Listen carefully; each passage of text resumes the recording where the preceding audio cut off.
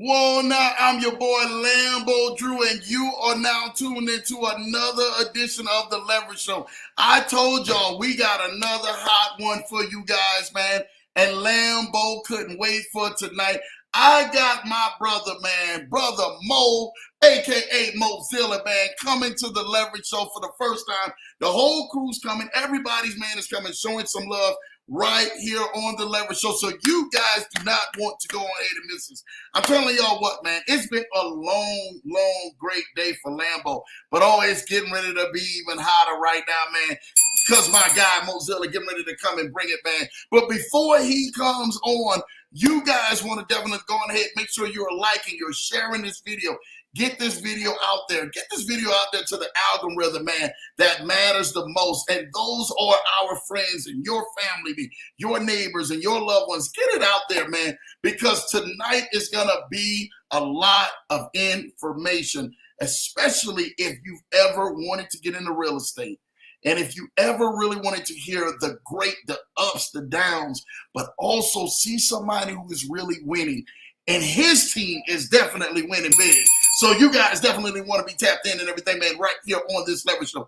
Again, share this to somebody, man, who's been saying to themselves, I want to get into real estate. I really want to do this. I don't know if I really want to do that or not. I'm trying to tell y'all, you want to do real estate. Real estate is the biggest safe investment that you could have that literally goes on ahead and grows in time. It's been doing it for years. If you already want to know, man, where all of the money is parked, it's parked in real estate. I'm telling y'all this right now. Make sure you guys get that and get this information out because we are here for you guys tonight. All right, man, let's get in the chats real quick and we'll bring my brother Mo, man, here in just a minute, man. LA Law is in the building. Shout out to you, LA Law, man. I see you in the building doing what you do best. You already know what time it is, LA Law. Listen, I seen Kadar and Haney that was up there, and I don't know what is YouTube algorithm doing at this point, but they are definitely, man, trying to go ahead and shade my guy Ken and Haney, but you already know what time it is. It's definitely going to get the rocking. Thank you for that top spot, LA Law. I will see you in the team tomorrow because it's going down. DD's Chicken Cat Shack is in the building, man. Blessings, Lamboy, Renata, and the Leverage Show family. Listen, if you are ever out in the LA area, you out in the Cali area, you want to holler at DD's Chicken Cat Shack. I'm telling you what, when you see the Black Mobile coming through, they got some of the best fried chicken and the best catfish and some of the best swamp water that you have ever tasted out there. And I'm telling you what, I can't go ahead, man, and go wrong. Make sure you guys are following DD's Chicken Cat Shack because they are really making a big impact, especially out there in Cali. And they out there with my boy Mo and Brendan and the rest of the team and Tom, all of them are out there. So you already know it's definitely only right, man, to go ahead and show some love. Shout out to you guys for doing it. We got to hook up soon because I think it's some great things that is happening your way, and I want to hear about it. My cousin Errol is in the building, man. What's up, Leverage Show family? It's Thankful Thursday. Yes, it is. Man, listen, again, hey, my prayers are definitely with you guys, man, down there, man, in the battle of the hurricane. But I heard it wasn't as bad as it was down there in New Orleans, man. So shout out to each and every single one of you guys, man. I'm trying to tell y'all this right now. It is getting ready to go down. So make sure you guys are definitely, man, tapped in. Shout out to it and everything, man. My brother Henry, man, I talked with him earlier today, man. And, you know, to really hear some of the amazing things that's actually happening, I'm telling you what, man, it is just wonderful. So I'm excited and everything, man, to really go on ahead, man, and to help out as many people as possible, man, because we can really go ahead and make some stuff happen. We're going to make some stuff happen big and make some stuff happen, man, long. So, again, let's make this stuff happen, man. Errol's talking and showing love to DD's, Mrs. Johnson, all of them this evening. LA Law showing love to DD's. Good to see you. LA Law showing love to Errol in the building. I'm doing good. How about you? You already know what time it is. DD's out there, man, showing love to Errol, man, showing love to LA Law. Jeremiah Crafton is in the building. Listen, Jeremiah Crafton, I'm going to say this to you right now. This is God honest truth. T. Crafton, I talked about y'all. Mo can tell y'all for the show. This show today is dedicated to everybody, but it's especially dedicated to Julie and Jeremiah Crafton. You know, they've been gurus in this space, man, and really helping people out, especially when it comes to e-com. They have made multi-millions in that space and help companies make multi-millions. Now they actually are pivoting because they really want to get into this side of real estate. They're in the digital side of real estate, and they've been really killing that. I told you guys, if you guys ever wanted to get with them, you guys are already seeing all of the wonderful, amazing interviews that Bandman Kevel, they was on my show. They've been on shows out in LA, man, and they are killing the game. If anyone has been thinking about, like, Lambo, you're right. I want to go ahead and make money hands-free because I don't know exactly how to really go ahead and make this thing, man, hands-free like they can do and the service that they can provide. You want to get into digital real estate on their side, how they're doing it. Reach out to Lambo, man. 612-547-8826. I will get you connected to them and allow you to start making money hands-free. I told them that I'm definitely connecting them with my guy Mo and the team because this has been something big and that it's been on their heart. They already been in the digital real estate side. Now they really wanted to jump into the hard brick and mortar side like Mo and his team is. And I can't wait to be able to bridge the two together. They've been helping clients passively make income since 2008, hands-free. Most of their investments are anywhere between 10 to 15% a month. Who's doing that for letting your money being able to flip from credit to cash? And then being able to go ahead and allowing your money to work for you hands-free. You want to go ahead, man, and get with me, man, and get with them. I will connect you with this amazing team. Send me a text, 612-547-8826. I will connect you with this team. Say, Lambo, look, connect me with the team. Give me the plug, Lambo. And I'm going to make sure that I go on ahead, man, and send you their information. Book an appointment. Definitely get with this amazing team and watch how they have held so many other people, man, change their lives in this space. And this show today is definitely dedicated to Team Crafton. Shout out to you guys for making an impact for so many people out there, man. Appreciate y'all for that, man. You know what time it is. LA Law is in the building, talking to Jeremiah, man, showing love to J-Dog. J-Dog showing love right back to LA Law, man. You already know what time it is. My cousin said, I'm good down here, no more bad weather, man. They told me that, man. Y'all ain't got no more bad weather down there, man. Let's make this thing happen and make this thing happen the right way, man. Let's go. David's in the building, say Mo the GOAT. Shout out to you, man. Mo the GOAT and everything, man. You already know what time it is, man.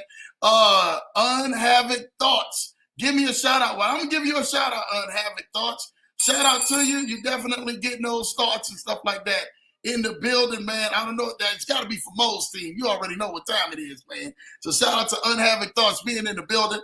Hi, David and Unhaving Thoughts, man. Welcome. Yes, welcome all of our first-time guests. All of our first-time guests, man, to the Leverage Show. We welcome each and every single one of you. And I'm telling you, this amazing community is definitely going to make sure that they show their love and appreciation towards you. So make sure you guys are definitely tapped in. LAL said, yes, we're excited for the meeting, man. You already know tomorrow we're going to rock out. We're going to have a good time, man, with JJC, man, in the building doing what we do best. My wonderful wife is in the building. Hello, family. Happy Thursday. She gets a chance to finally be able to see my brother Mo, who I've been talking about, like, man. She's like, babe, Mo. My goodness. Every time I look around, you talk about Mo and the team. I say, baby, I told you, he's coming to the show. So my wonderful wife get a chance to definitely meet Mo and the great team and hear some great things that's going to happen today. So shout out to you for all your wonderful love and support, man. You already know I got to be as strong as I can be, man, with my better half. You know, Mo knows about that, man. He's a beautiful family, too. You already know what time it is. You guys are going to hear about that in a minute. My cousin in the building showing love to David and Unhaving Thoughts, man. Jeremiah's, man, showing love to Errol. Errol showing love to certain area, have power outages. But we good. Definitely, man. Make sure you guys have the right power, man, because I'm trying to tell y'all this right now. It can be rough down there, but I'm glad that everybody's kind of really moving forward. My little bro is in the building. Shout out to Jay Weezy, man. He already getting ready to go ahead and do his thing and run the bag and run the play. We're going to make sure he's connected with Mo and the team, too, as well, doing some great things in this real estate spring. Bring out the GOAT, they said. You already know what time it is and everything, man. You already know PS50. Motorsports say, bring my man out. Oh, we bringing him out. You ain't even got to say less. We bringing Mo out in a minute. He's right there, you guys. What's up, Sherez, man? They showing love, man. Here to see the GOAT, man. PSO Motorsports say, what's up, bro? I'm going to DM you in a bit, bro. I got insane news, man. Yes, sir. Can't wait for the go. LA Law showing love to PSN. Shout out to all you first timers that are in the building, man. Showing love, man. Hi, P50. Welcome. Yeah, y'all, welcome everybody to chat. P50 Motorsports. Thank you, man. LA Law showing love, man, to Mr. Johnson, man. EMB showing love to Mozilla. What's up, Mozilla, man? You already know LA Law says, hi, Facebook fam. Bring out Mozilla, man. We getting ready to bring them out. Bring them out. Bring them out, man. Shout out to Mo, man. And the entire crew, EMB, man, welcome as well. I thank y'all for all being in the chats. We have definitely had to get out here and show some love, man, to you guys before we jumped on to our guest and our honor tonight. Listen, it is no coincidence that my guy is on here. It's no coincidence that you are on this live tonight. Because you guys are on this live tonight, it is time for you guys to continue to go to the next level. I told y'all, man, we bring some of the hottest guests right here to the show every Tuesday and Thursday nights, man, at 8 p.m. Eastern, 7 p.m. Central. But I am more esteemed about this show tonight because this man right here, my brother from another mother, I call him Mo, he's the brother from another mother, has really been turning things up in his industry and his community, and they have been killing the game. From the first moment that I met him, I got a chance to meet him, Brendan, and Toma. This team has literally, man, became like Lambo's right-hand people, man. Every time I'm out there, I'm looking at their stories, checking their stuff out. I'm tapping into the amazing interviews and the wonderful Zooms that they're doing and hosting with inside of their communities. I watched them begin to build their portfolios, especially in real estate. And you guys know Lambo, real estate is a very passion of mine. But to see how they're doing real estate is next level. You can really hear about a man who literally had the vision to drive, to be able to not only see the vision, but get out there and execute the vision. Guess what? He not only executed it, he's executing it right now and killing it. Killing the game, man. Listen, you want to hear all of this great stuff. I can say so many more great things about this man, but the best thing that I can tell you, it is time for the student to submit to the teacher. We bring to the show for the first time, but not the last time, my guy, my friend, my brother, Mozilla.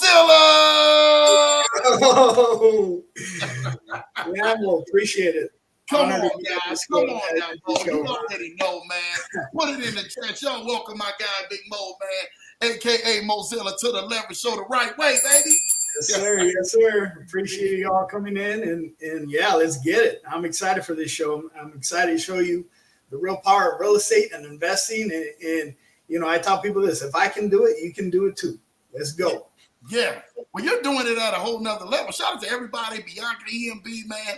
I see y'all, man, in the chats, man. Shout out to y'all because y'all don't understand. Like when I gave this invitation, and I know me and Mo and the team, we kind of go out at the same time when we're doing our Zoom calls throughout the entire day and throughout the week. We really see it and stuff like that. But now I get a chance to be able to talk about the man who I've shared you guys information and wonderful programs on my broadcast and just shouting you guys out. It's time to get a face behind that right now, man. And I'm so thankful that you accepted this, Mo, man. And like I said, when the teacher is there, the student has to go ahead and submit to the teacher, man. Oh, man. Appreciate it. You know, since the first day, right, Lambo, you were always with us. Yeah. So you saw the beginning stages when we're doing these Zoom calls and to where we're at now. And it's like 0 to 100 real quick.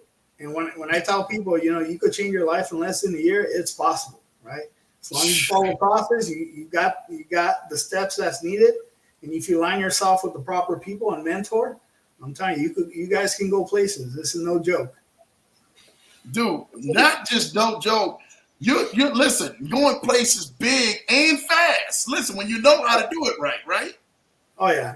And, you know, I have to say, I can't do this all by myself. It's my team, right? Brendan, Toma, the people behind me. That's why we're able to scale so fast.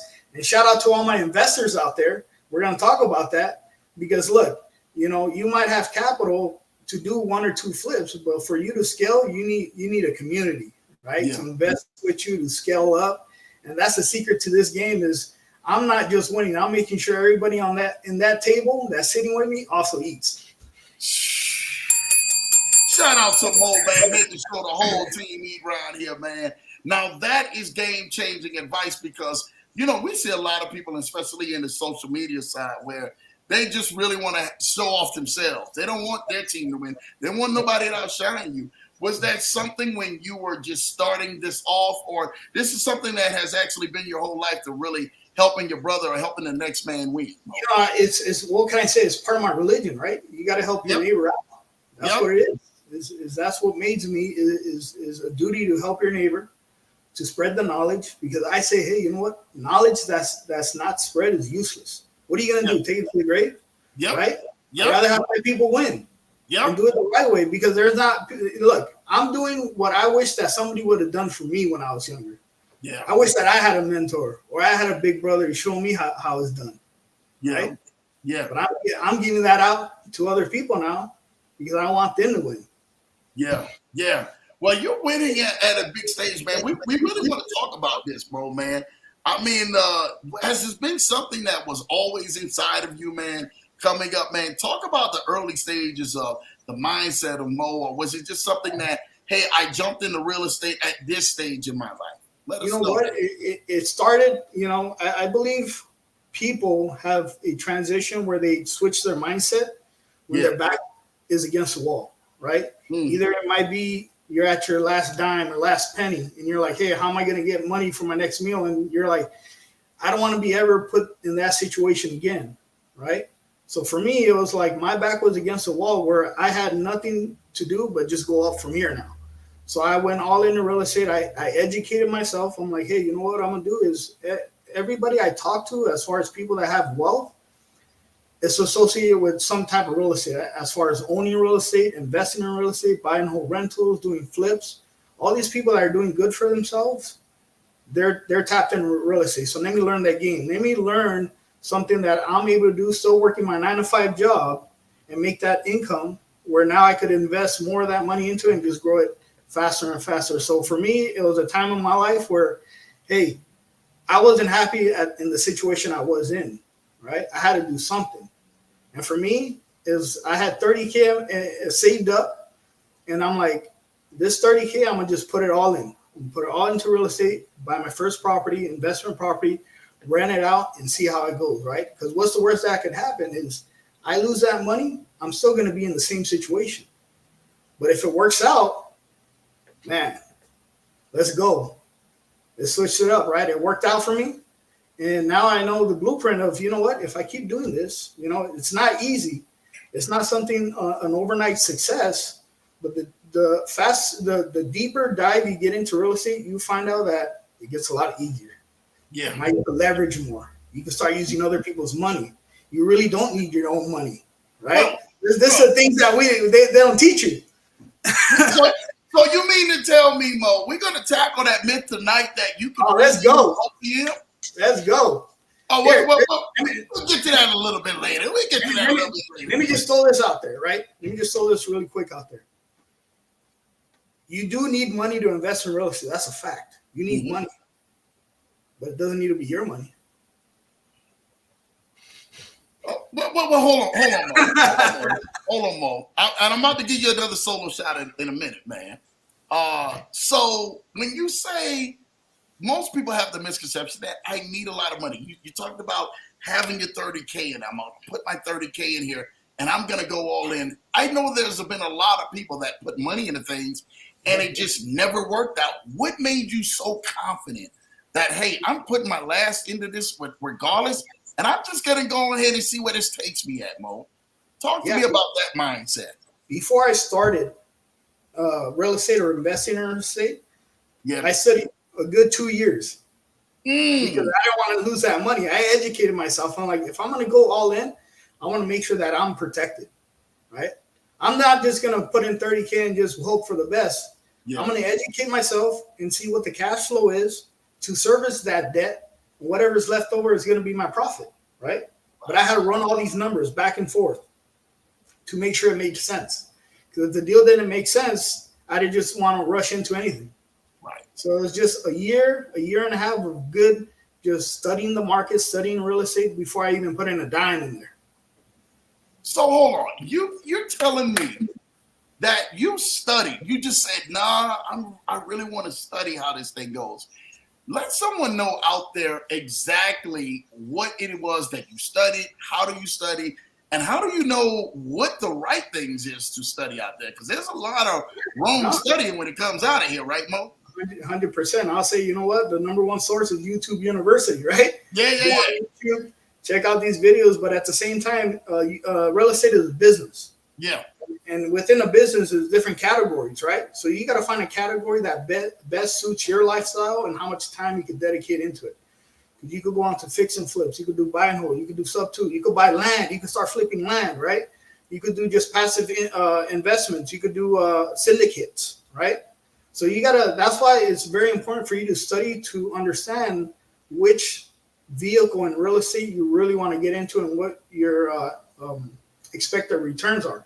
Because every real estate category has a different return, right? You're not going to make money automatically or immediately in one type of real estate deal, or in another deal you make money right off the bat. So once you get to studying and you figure out the different categories in the real estate business, then you can start tackling, hey, let me focus on this, because with my 9-to-5 job, I could at least set 2-3 hours a day to do this. Or if I don't have time at all and I want to be a passive investor, I could join a syndicate, or I could make my money work for me by lending it to investors that could use my money for fix and flips and give me a return. So there's different ways of doing it, but I'll say the education really comes down for you to figure out which avenue of real estate you really want to invest in. So the avenues of real estate that people are investing in, Bradley, and that's I guess that's the biggest question right there, right? What avenue is the right one to invest in? Do we go fix and flips? Do we go rentals? Do we go long term? What avenue is the correct way to do real estate, Mo? Right. Yeah. So for me, it is all relative to that person's situation, right? If you don't have capital and you want to get into buying apartment buildings and renting them out, how are you going to build that capital? What are you going to do? Yeah. Right. So a great thing to do is do wholesaling, right? Where you're going in with basically no money out of pocket, or doing fix and flips where you could gain a substantial amount of capital that you wouldn't get from saving from your 9-to-5 job. Now you got this big pot of money. Now you can invest in what you really want.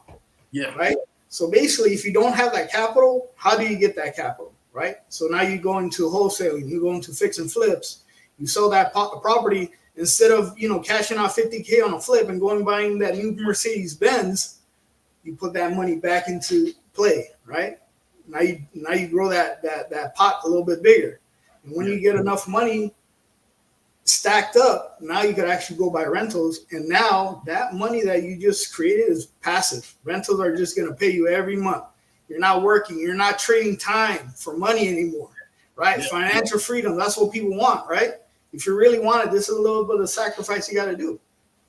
Facts. Mo, I think that your strategy, that a lot of people just automatically assume that, Mo, someone just handed you so much money. You came in here, man, on a silver spoon. The plate was in front of you. Like, Mo didn't get it out the mud, man. Talk about you really getting out the mud. And what did that look like? What did that entail?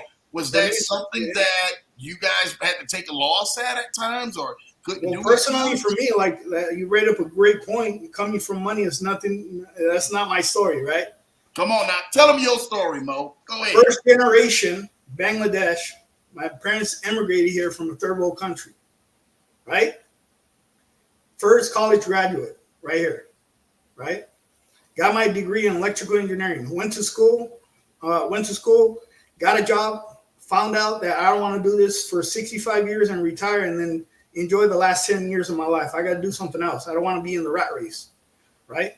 But I followed the process because, hey, my parents came from a country where the only way to escape is going through college, getting an education, getting a job. And that's the more secure financial way to go about it because it's safe.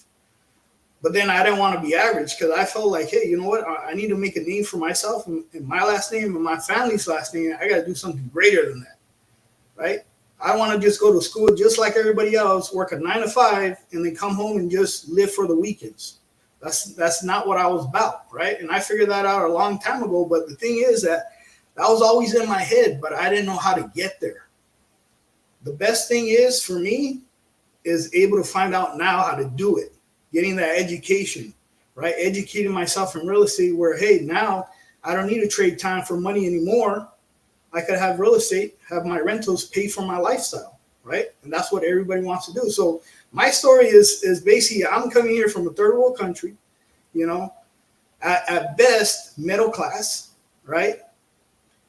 Had to work for everything that was given to me. Nothing was handed off. Let me tell you something like this. Let me tell you a story.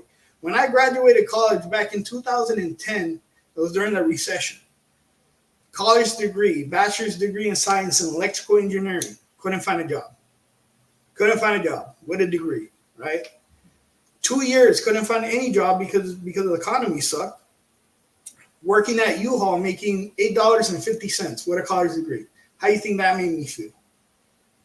Not good, right? Did you say U-Haul with $8.50 for U-Haul? That's how much I was making. I got receipts too. If you want, I can pull up my paycheck and I could show you.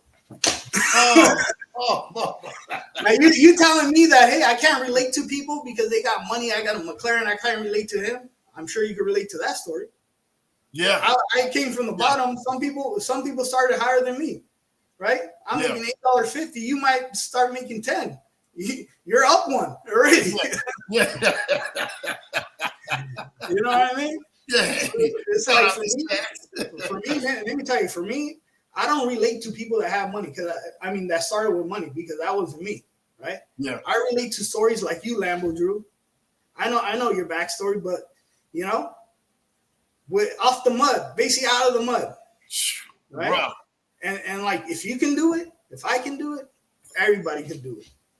Mo, I'm still tripping, man. I know Dave said my man got receipts. Not how he does, man. Shout out to Dave and Stacks. The thing about it is that people have the misconception a real estate needs to come from a realtor, a realty team, real estate group. And you're saying, man, I went and got this out the mud. Not just that, I was at a college degree, couldn't find a job, making $8.50 an hour. What? Sure. Yeah. Now hold on. Now I gotta get this real quick. Shout out to my guy, man, in the building, man. This is all my team. Right there. Shout out, man, to my guy, man, Brent. Shout out, thank you, Brent, man, for you tapping in. So he knows and everything, man, the story. He works hand in hand with my guy Mo. So definitely, you already know. I know they was gonna be on here together. $8.50. Does Brendan know this story? Hey, let me tell you something about Brendan. He was a valet driver. Stop it. He was a valet driver.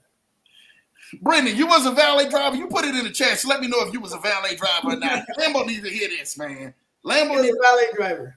Now you telling me that we, making $8.50 working at U-Haul, a valet driver like Brendan, it's not possible? Yeah, dude, come on, man. Come on, man. It's not. He said yes, sir. It's not only possible, it's probable, man, for somebody. Yeah. So I'd rather tell you this story because people can relate to this. Yeah. People can relate to this story. But when they see the McLaren and they pull up, and shout out to you and Brendan, man. I mean, I love the shots, man, because of you guys, man, getting out there and going networking events and you guys in cars and some amazing things. And Brendan's working with some people, man, even on my team doing some amazing things. So when they see that, everybody has the misconception, here is the guys that came from it with the silver spoon out of their mouth. And you're saying, you and Brendan are like, nah, that's not our story, Lambo. It's not our story. But let me tell you that. That's a byproduct of that's a byproduct of that hard work. Is that McLaren? That's a byproduct. So when you're talking about, hey, how do I? Instead of me showing you the car, ask me how I got that car. I'll show you exactly how that's done. Well, let's ask the question.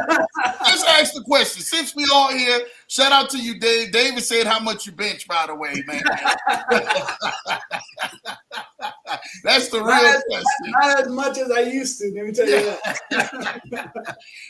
But man, Mo, let's talk about that, man. Let's tell the people and talk about why you're able to afford Mm-hmm. these things like this. And it's become conversation starters Oh yeah. at places where you go. Tell the people and everything, man, why you're able to live this amazing lifestyle and be able to help others live this lifestyle and Right. achieve it as well.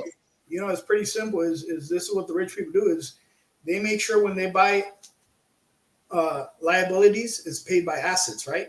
Assets over liabilities. Come on, teacher. Car is a car is a liability, but guess what pays for it is an asset. A rental property that generates $2,000 a month covers that car payment. Now, look, that $2,000 a month. Imagine if you had $10,000 or $20,000 a month. That won't just cover your car payment. That covers your mortgage, your lifestyle. Basically, you don't need to trade time for money any longer, right? You're at that point. So I tell people this: look, will an extra $500 help a month? Will that help with groceries? Right?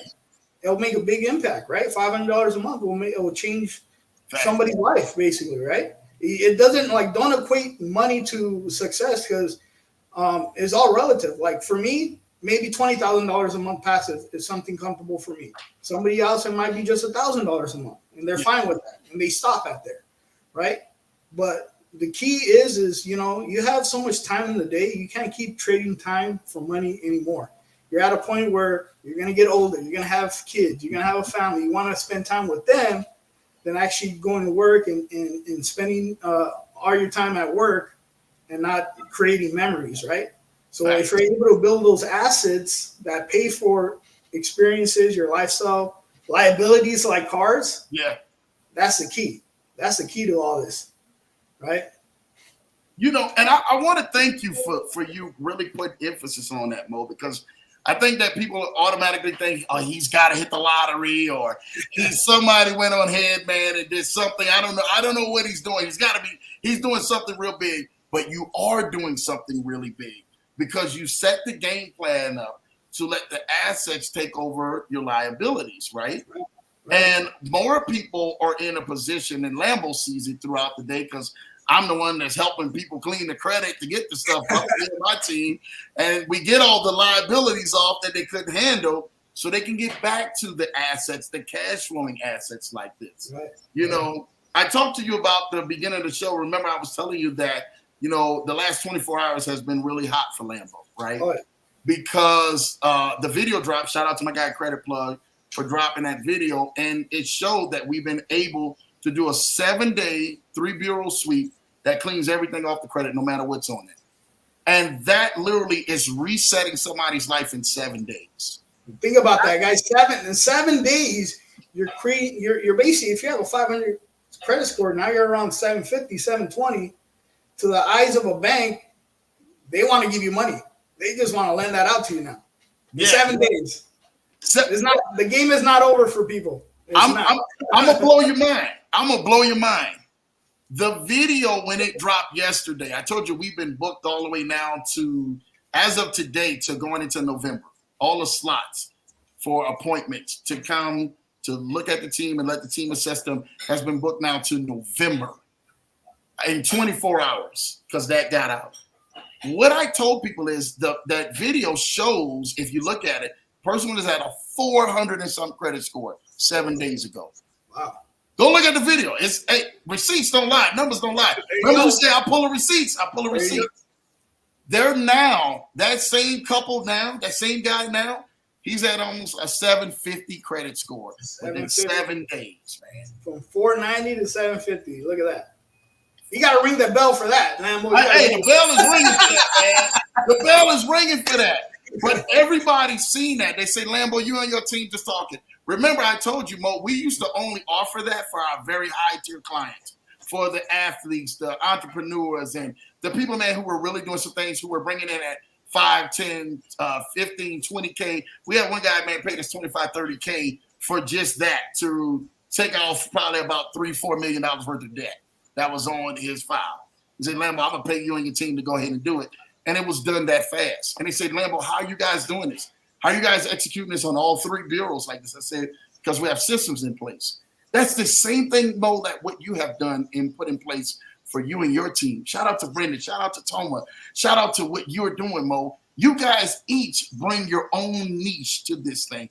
Let's talk about how you guys were able to bring that niche to so many people, and then understand what each gift was that you guys were really good at, and making sure you guys execute this wonderful play you guys are running. Yeah, so shout out to, my team, Brendan. I know he's on here in Toma. But, for as far as my role in the company, I help with the funding aspect of it, right? You get approved, you get my name out there with the LLCs and all that. As far as Brendan, he's great with acquisitions. The reason he's so great is because he's an agent here in California. He has a real estate license. So the thing about this is when we purchase properties to either flip or hold, we're using his real estate license, and that 2.5% commission that's paid on the realtor end, we get to keep that. So we get paid buying our own properties. Think about that, right? And then Toma's great with all the legal docs and contracts as far as keeping us safe and protected when we do go under contract and have investors come in and want to invest with us. But each one of us brings in a specialty that we're really great at, and we just merge it together. And that's why we're able to become so successful, is because we bring different aspects to this real estate game, and we're experienced in different categories where it just meshes really well. I love y'all teams. You get the bell for that, man, Mo. That alone allows the Lambo bell to go off, because that is some of their greatest downfalls. That's where a lot of businesses lack being able to get to that next level. And you guys have been able to find the right pieces together that was able to push you guys to that next level, right? Seeing that, being able to see that and seeing that success. I mean, does it feel overwhelming to actually see where you guys started at the beginning of the year to where you guys are at right now? Looking back and thinking about it, just March 2024 when we got our first flip, right? Thinking just March of this year, looking back, and we got 6 properties right now that we're flipping and going on market is just amazing, right? And we could do a lot more, but we're like, hey, you know what? Let's make sure that these homes are sold and take our time and not rush into things. But I'm telling you, we can't do it without a great team. And 100% is I believe that not just having a great team, but we have to be on the same page and the same mission. Yeah. Right. That's the most important thing. You go line yourself up with a business partner. It could be a brother, friend, family member, whoever. But if they have a different end goal than you do, it's not going to work out. Let's say that 100%. If I put it to real estate, say if you got a property and the end goal for you is, hey, I want to hold it for 6 months and then sell it, or even go into the rental, that person might not align with those ideas and be like, hey, I want to get cashed out on month 2. Yeah. That's not going to work. Yeah. Right. Yeah. So we have to be on the same page. So lining yourself with partners that have the same mindset is is key to this game. And with any business, not just real estate, but any business you get into, line yourself up with the business partner that has the same end goal, right? So you're always in the same page, and that goal is met, and everybody gets to eat. Everybody's happy, and I say this: don't ever go into a partnership with a handshake. Put it on paper. Right. So now you know people's responsibilities. So nobody could come back and say, hey, you know what? I'm doing more work than you. Right. Or this is not my responsibility. If it's on paper, everything's jotted down. So there's no arguments. We know what to do. We know our roles. We know how to play it right. Awesome, man. Shout out to you. That is so key. That gets the bell right there, man, because Mo, you know how this industry can be, man. Yeah. I've seen the guys, man, who they can't wait to take a piece out of the budget just so that they can, I don't know, begin to live their lifestyle, right? And you know what I'm talking about, right? They want to put the liability in front of the assets. Yeah. Does it strike you, and I really have to talk about this, does it strike you when you say 6 deals since March that you're in a stage where most people are only dreaming to be like, man, well, hold on. This has only been since March, and they've already done 6, and they're moving even more. Does that strike you for you when you talk you, Brendan and Toma, and be like, man, dude, we've done 6 now. Do you guys understand? Like, we've done 6 now. It's amazing because you talk to other investors and they do 1 or 2 a year, and that's it. And that's fine. Right. That's fine. I mean, that's fine. If they make $50K on a deal, that's $100K a year. We're good. They're good, But for us, is like we want to. For us, what it was is when our foot was on the gas pedal, we're like, just keep going. Just keep Yeah. going. Let's not take it. Let's keep the momentum up, and that's what kept us going. Is hey, we got one deal. Let's go find another one. Let's go find another one. Right? Let's put 10 offers in this week. Let's see if we could catch another one. And then that just kept the momentum going. Where now we're not looking back and saying, "Oh shit, we came far." We're just thinking about the next deal now. Yeah. And so, it's just a snowball effect. It's just a snowball effect, and it keeps, So what drives you to that point then? Because I mean, I'm just to tell you this right now.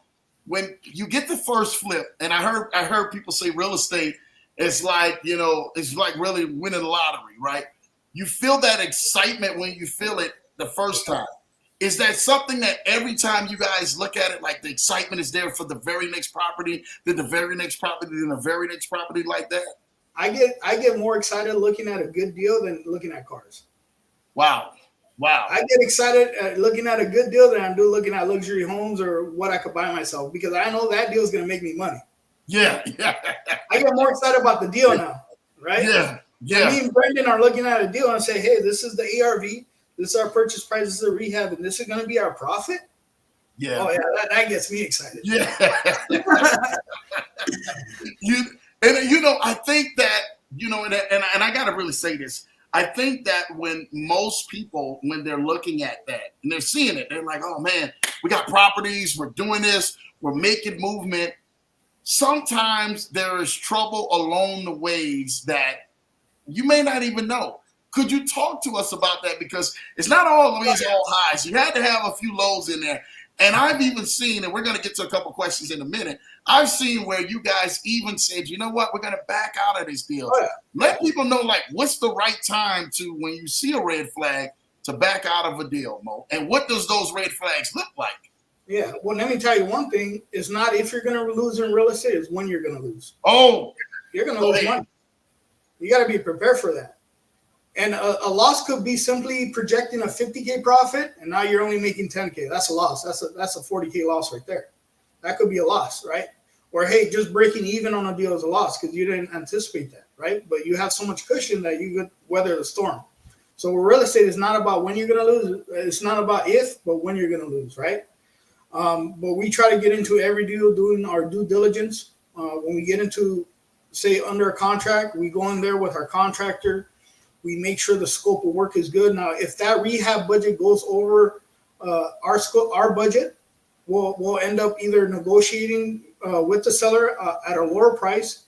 If they're not willing to negotiate, the numbers are the numbers, right? We're not going to force a deal if it doesn't make sense. So we'll just back out. I mean, we backed out of like plenty of deals. I'll say more than 10 deals because we go there, we see it. We're like, hey, this is not the numbers that we anticipated.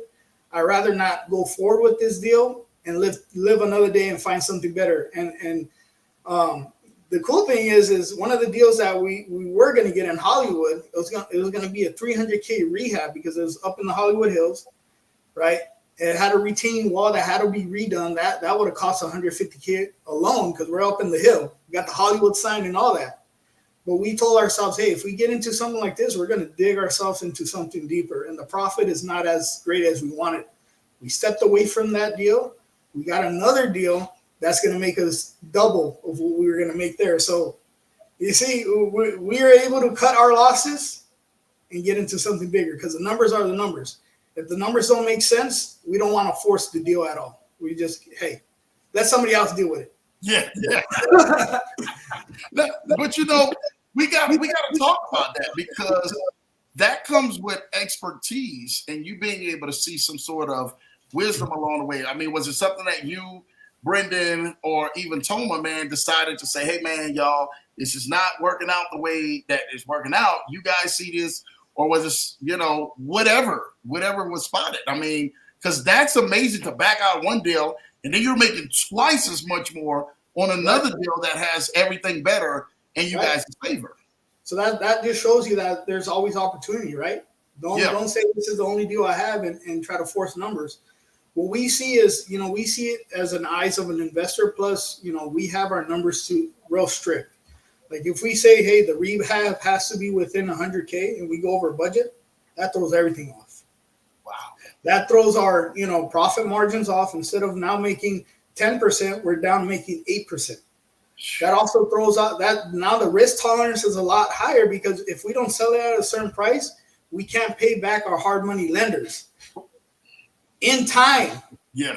We're talking about, hey, the project, we estimated the project to take 4 months. It ends up taking 6 months because now we've got to pull permits, right? And all this other stuff that, we can't control. So the less control we have, it becomes a lot riskier for us. So we rather have all the control. We don't want the city to decide, hey, you know what?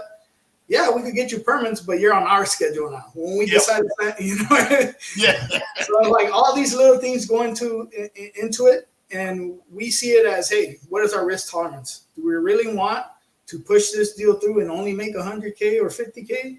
Or should we back out of it and find something a lot stronger where we don't need to pull permits or nobody else is involved and we control the whole project, right? So it's things like that we look at.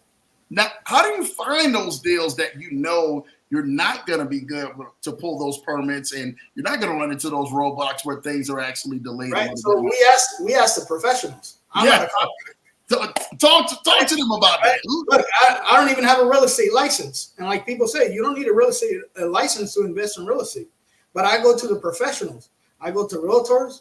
I go to property managers. I go to lenders. These people are all licensed to work, right? Yeah. All I have to do is, hey, contractor, what is the rehab cost of this property? He gives you a scope of work. Okay, what's the time frame? Okay, this. Do you think we need to pull permits? Yes, I do. That'll delay the projects 8 weeks. So I rely on them because, they're the ones working with the city, pulling permits, doing the rehab. So they're going to give me a time frame to go off of and just gathering all that information. We plug it into our little calculator and see, what the risk is, how much profit we're going to make. And if it doesn't make sense, we just back out. Now, I want to talk about that a little bit because that's the key thing of when you said, I have another eyes that really know what they're doing and we trust them. Is it hard to find eyes like that for somebody they're saying, hey, man, I really want to do this thing. I really want to get into this thing. I love what you guys are saying, but how do you find those people who actually are not going to take advantage of you, but are really going to be actually working when they're for you? Because you know how this game can get. That's the hard part. That's the real hard part. But let me tell you something that they don't understand. Yeah. Your signature as an investor, as a qualified buyer, if your signature is not on that paper and if you're not signing that document, nobody fucking makes money. Exactly. Lenders are not getting paid. Realtors are not getting paid. Contractors not getting paid. Nobody eats. Yeah. But then you have all the risk. Yeah. So they gotta respect you. They gotta respect your signature, right? So you gotta go in there with a level of saying, hey, you know what? I'm the boss. Yeah. Without my signature, nobody's gonna eat in this table. Yeah. I need a level of respect that's different, right? Yeah. And once you gain that level of respect and they understand it, they're not going to be able to play with you. These contractors, when they go in there and they give you a scope of work, right? And you said, hey, I got another contractor coming in this afternoon. We're going to compare it. Now you know who's going to be trying to BS you around with that rehab cost.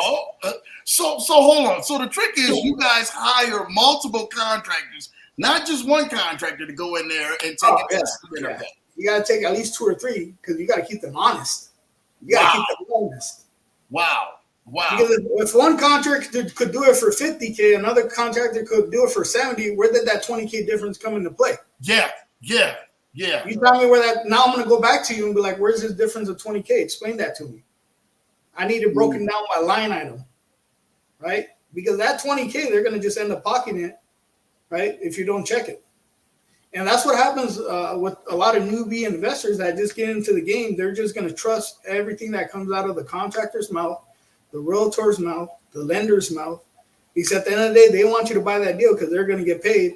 Once you close on that loan and you sign, nowhere to be heard from again. These people are not going to call you back and say, how you doing, Lambo? How's that property? Nope. Yeah. They make their money and they're gone and you're stuck with all the risk now. Wow. So you got to really protect yourself. So let me ask you that because, and we're going to talk about that. You talked about that a little bit before, and I want to touch on that. The style of being able to sign off on that contract that you're talking about is called hard money lending style, correct? Right. So for our fix and flips loans, we utilize hard money. What hard money is only short term. Usually is only a year in length. The rates are a little bit higher. However, they're able to fund 100% of your rehab costs. And depending on your credit and your experience, they're able to give you 70 to 90%. So that means your down payment is usually going to be 30% or 10%, depending on your experience and your track record. Mm-hmm. Right. So that 10% we bring in, and then the rest is covered by hard money. So they're covering the whole project, 100% of the rehab, and also the purchase price of the property. You bring in only the 10 or 15 or 20, depending on how qualified you are. That's your down payment you're bringing in. Whoa. Hold on. I gotta back this out because when I was sitting up in here, man, and I was thinking about this, I said, there's no way that there's someone else who's actually gonna pay for a vision that you guys are doing to be able to go ahead and actually make money off of. You mean this is really true? This happens out here? Let me tell you why it's true. Let me tell you this. You think hard money is investing in me? They don't care. They don't care about me at all. They're investing in the property, the asset. They're lending based on the asset, not based on you and what your income is or how good your credit is. They're basing on the asset because if you don't perform, guess what? They have an asset that they could sell off to another investor for a lot more money, and they have something tangible. So that's why they're funding the project costs and up to 90% of the acquisition, because the asset is what makes sense to them. You're bringing them a deal that they say, hey, there's a lot of money to be made here. If you don't perform, I could sell this off to Brendan. He could go do it now. They're not lending it based off of you. They're lending it off based off the asset. Whoa. I got it. Listen, when I told this to people and how this actually worked, and people said, Lambo, there's nobody out there doing this. That's a lie. And I said, you can really do real estate deals with really not having no money to little money down. And they'll have somebody else pay for that. People say, Lambo, you're lying. It can't be that. I said, man, I'm telling you, it is that. Let's talk about that. I mean, so in other words, having that, what does that process look like? Walk us through this process. And I want to have a little one-on-one camera with you with this. For somebody who really wants to know, where do I go from step one? Do I just find a house and then I get connected with a hard money lender, or what I do? Where do I go? How do they do this thing? Right. So first thing I would say, if you wanted to get into this fix and flip business, is first, you need to make sure that you're qualified, right, to get that loan. So another thing is, when these hard money lenders are giving you these loans, they're not loaning to your personal name. You have to have an LLC or a corporation. So you got to create yourself an LLC. $300, $500, depending on your state, you could create that online. Once you have that LLC, now they'll lend on that LLC. Another thing is that once you contact hard money and you get pre-approved, they're going to give you a pre-approval letter up to, depending on how great your credit is and what your experience. It could be up to $3 million, as low as $100K, $20K, $200K. Once you get that pre-approval, now you're able to put in offers on properties, right, that are on market. You could hit up any realtor and say, hey, I got a pre-approval here. I'm a qualified buyer. Can you put in this offer? So once you're able to do that, hard money is going to look at your track record. They're going to see your experience, and they're going to justify, okay, based on your experience, I'm able to lend 70% of the LTC. What LTC is loan to cost. So the loan to cost is the purchase price of the property at plus 100% of the rehab. So for instance, just for numbers, if your loan to cost is 100K and they're lending 70% of the loan to cost, that means they'll fund 70% and you bring in 30% down. So once you get that, now you know how much money you need to invest in that deal. You need 30K down. And then once you get that approval, you basically go out there and hit the markets and find properties within your budget, whichever you're pre-approved for. And then after that, you submit that to hard money. They're going to process that payment. They're going to ask you for proof of funds because they want to see that you have that down payment ready to go, and they'll fund the deal. I got to laugh because 2 weeks ago, true story, Mo. First of all, you get that bell because I gotta ring that bell for that one. That was a lot of information to bridge together when people are actually saying, "Does this really work? Can you really do this with other people's money?" And you broke the whole concept down of what hard money lending is. I broke that concept down 2 weeks ago on the 5 investment strategies of real estate to investing on my show. I had people literally say, "Oh, Lambo, it can't work like that. There's no way.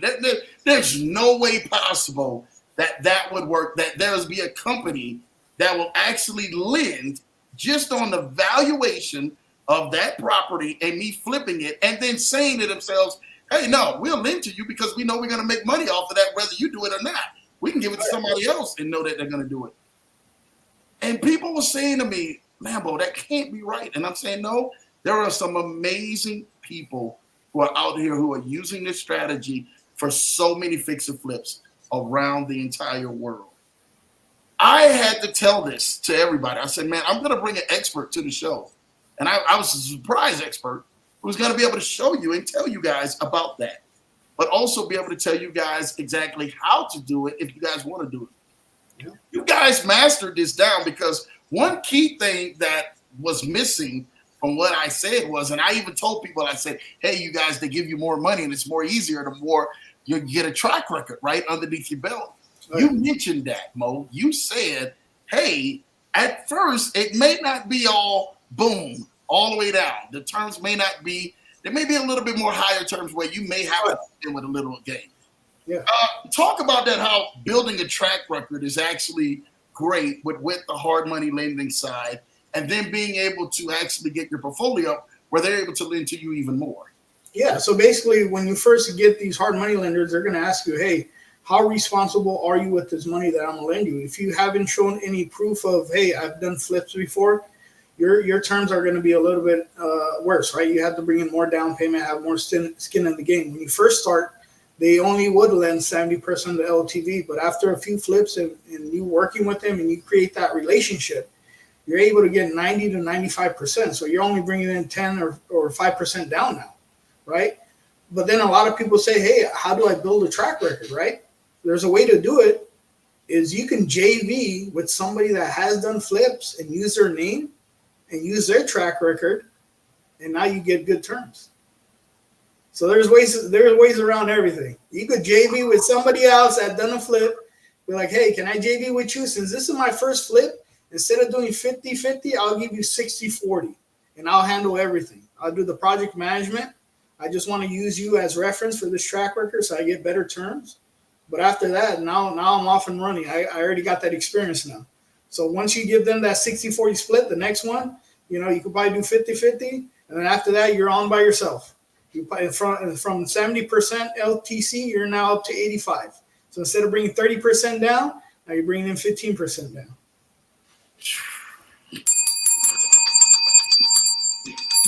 Mo, I can throw this bell at you, Mo.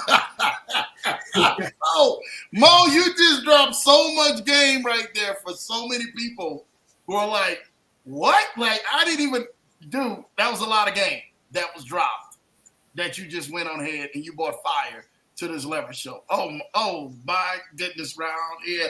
Why are you doing it, Mo? Why you out here, man, blowing us up like this, man? I mean, and shout out to my guy, Brendan, said, you can do this whole game with 100% OPM truly. We raised over $1 million within 6-month period of investors' money for projects. Let's talk about that a little bit more. How were you guys able to successfully do this since March, man? And be able to make this thing like what Brendan is talking about happen? Yeah, it's pretty amazing. Like we're just talking about, when the hard money gives you that term sheet, they're expecting you to bring in 30%, 10%, 15%, whatever your experience level, you got to bring that in as a down payment, right? Yep. But for us, we're going in at 100% OPM. What OPM is, using other people's money. And this is where I make sure the family eats. Oh, talk to them about the family, man. Everybody loves when the family eats out there. Talk to them how this works with OPM. Yeah. Let me spit some game right here. So basically, if we're responsible to bring in 30%, 10%, whatever it is, that down payment, we're going to outside investors, family, friends, people that have money, and to just telling them, hey, I got this amazing deal here. You can make 20% cash on cash return on your money just by lending it to us, right? So they're going to actually help fund that 20%, 30%, 5 or 10%, whatever you need to close on that loan. They're going to lend you that money, and we give them a 20% cash on cash return guaranteed. They're going to get their money back within 6 months of lending that money to us. So you're not making 20% in the stock market, are you? This is totally passive. All you got to do is lend your money to us. We're going to put it to work. Once that property is fixed and sold, you're going to get your initial investment back along with that 20%.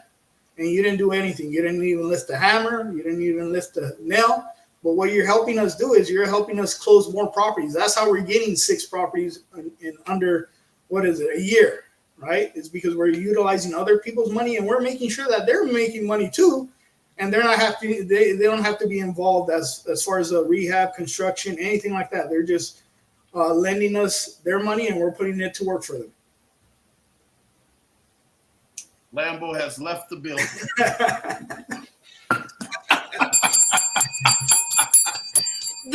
Dude, I'm just, and I see it in the chat. Shout out to you guys with the fire emoji. He's burning it up out here, y'all, man. I mean, just being able to see this and hear this executed the way you're talking.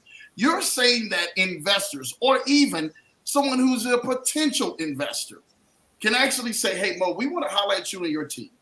We've got some money sitting aside in our bank account. Or we may have some money even on a credit card. And we may have some money even coming from out of stocks. Or we may have some money where we sold a property or something like that. We want to make money. We can actually give it to you guys.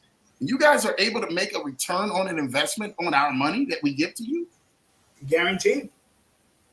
That's the unique part. We're not following the market, right? You're going to make your 15, 20% cash on cash return within 6 months. The reason we say within 6 months is for us to get in and out of these properties is usually about 4 months. But, we give us a little grace period of 2 months if anything goes wrong, right? And you get your initial investment back plus 20% return on it. And you're not doing anything. And a lot of people say, how's that work? Like, how am I protected? Now, this is a unique thing, right? We make sure everybody eats, but everything is documented. It's not a simple handshake. We do a JV agreement with you. So we're doing a joint venture agreement.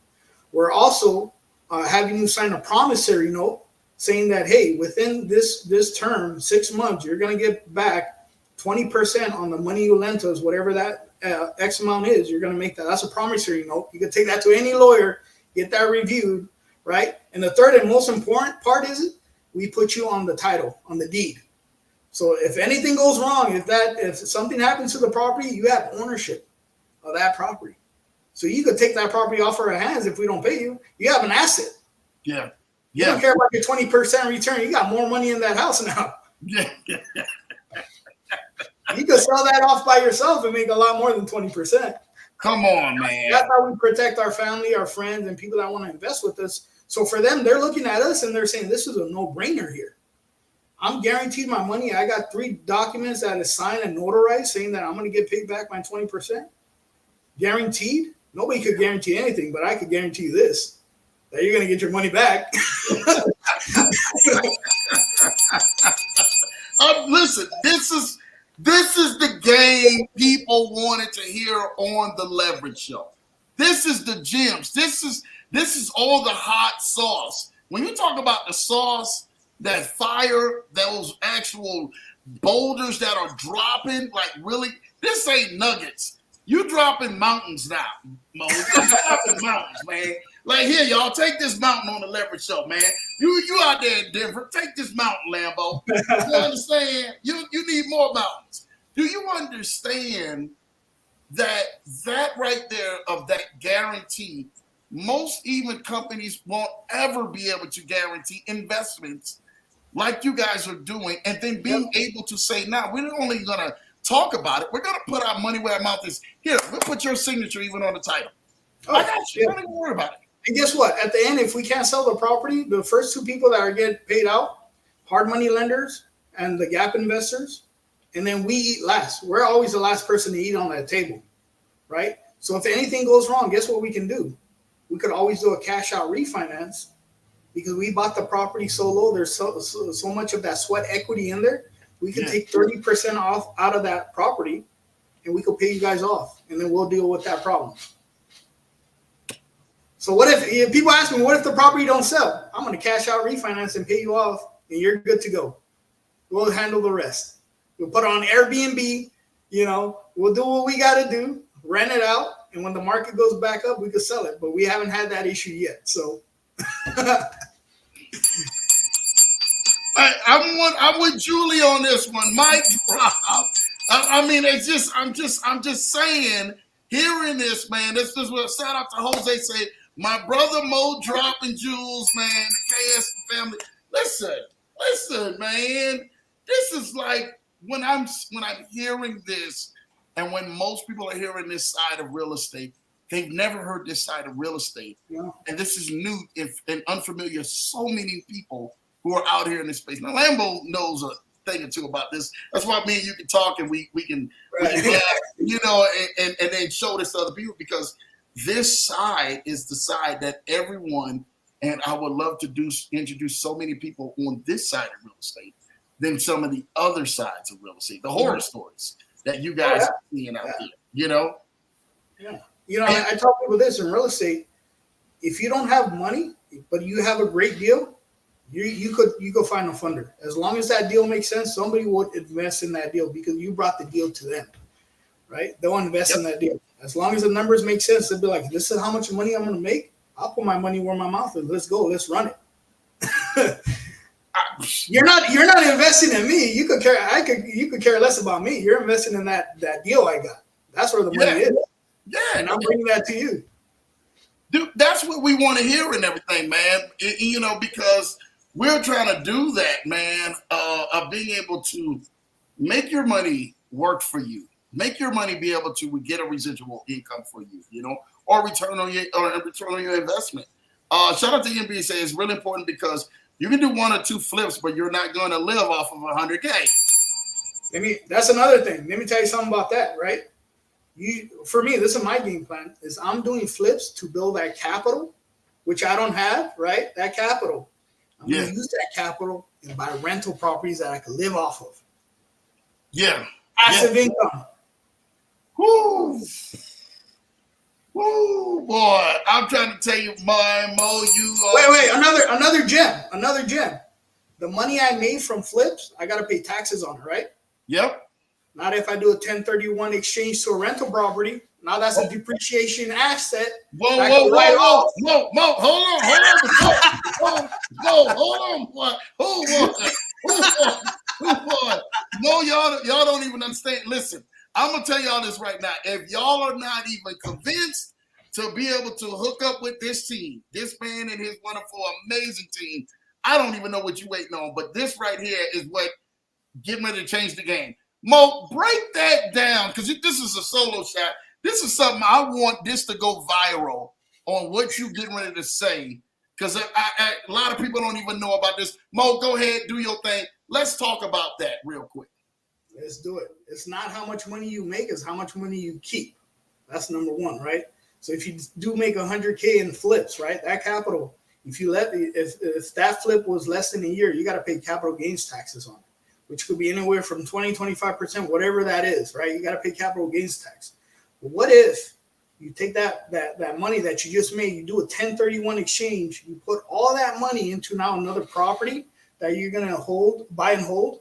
Now you're taking a depreciation on that property, 27.5 years.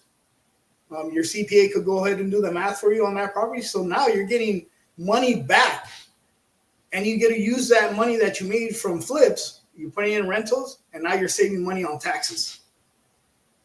You're not paying any taxes at all. That's why when they say, hey, the rich don't pay taxes, it's because they're running the same play here.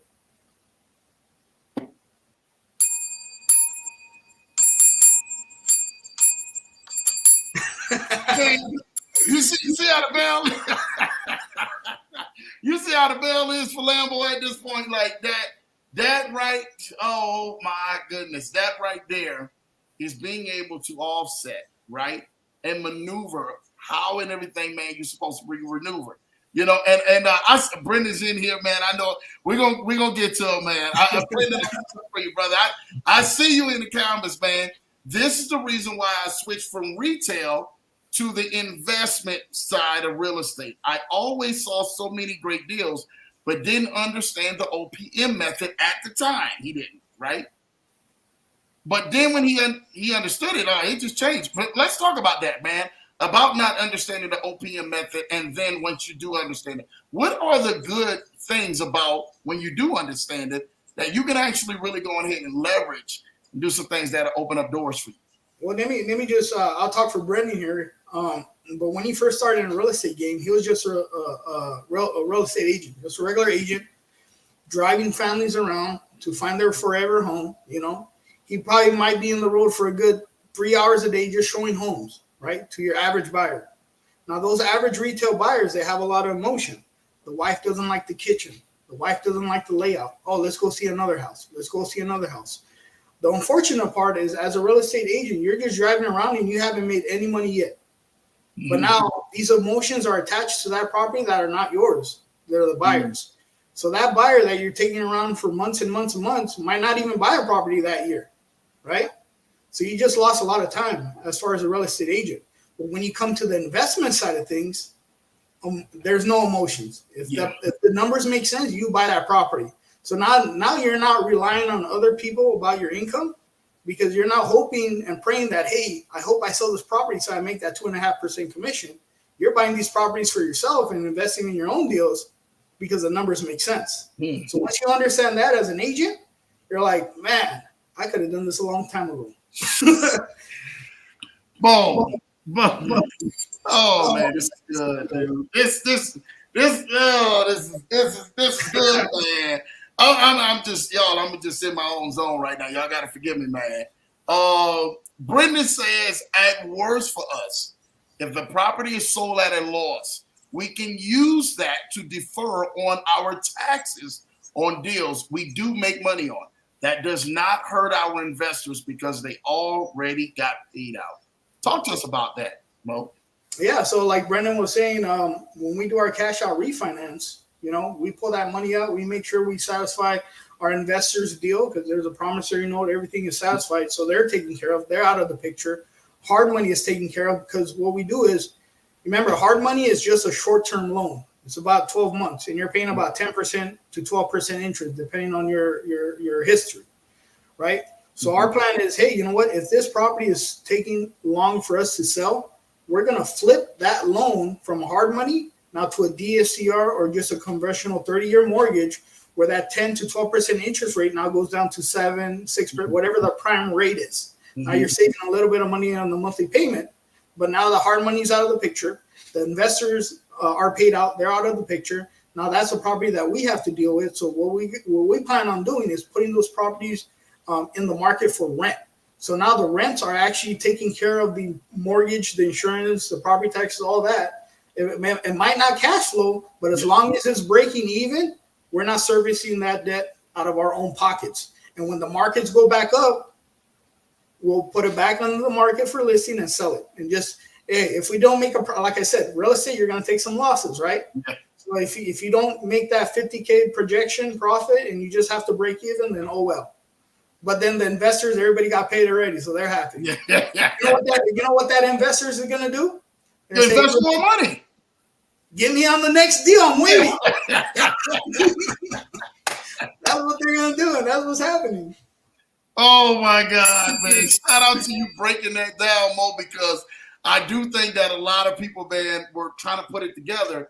It was like, man, this is amazing. Mo, tell them about the gap amounts in California and Ohio. And you guys know, man, Lambo used to be in Ohio, man, lived there for 12 years, met my wonderful, beautiful bride in Ohio, man. And me and Mo, we got a chance to talk about this, man. So go ahead, Mo. I'll let you go ahead and kind of dig into that. As far as, California, you have that big pockets, right? Yeah. A lot of times when we have to raise funds, we're not raising 20K, 30K. Sometimes we have to raise 200K, 250K. just for a deal in California. So a lot of times what happens is these investors feel like I don't have enough money to invest, right? Because I don't have that money sitting in the bank account.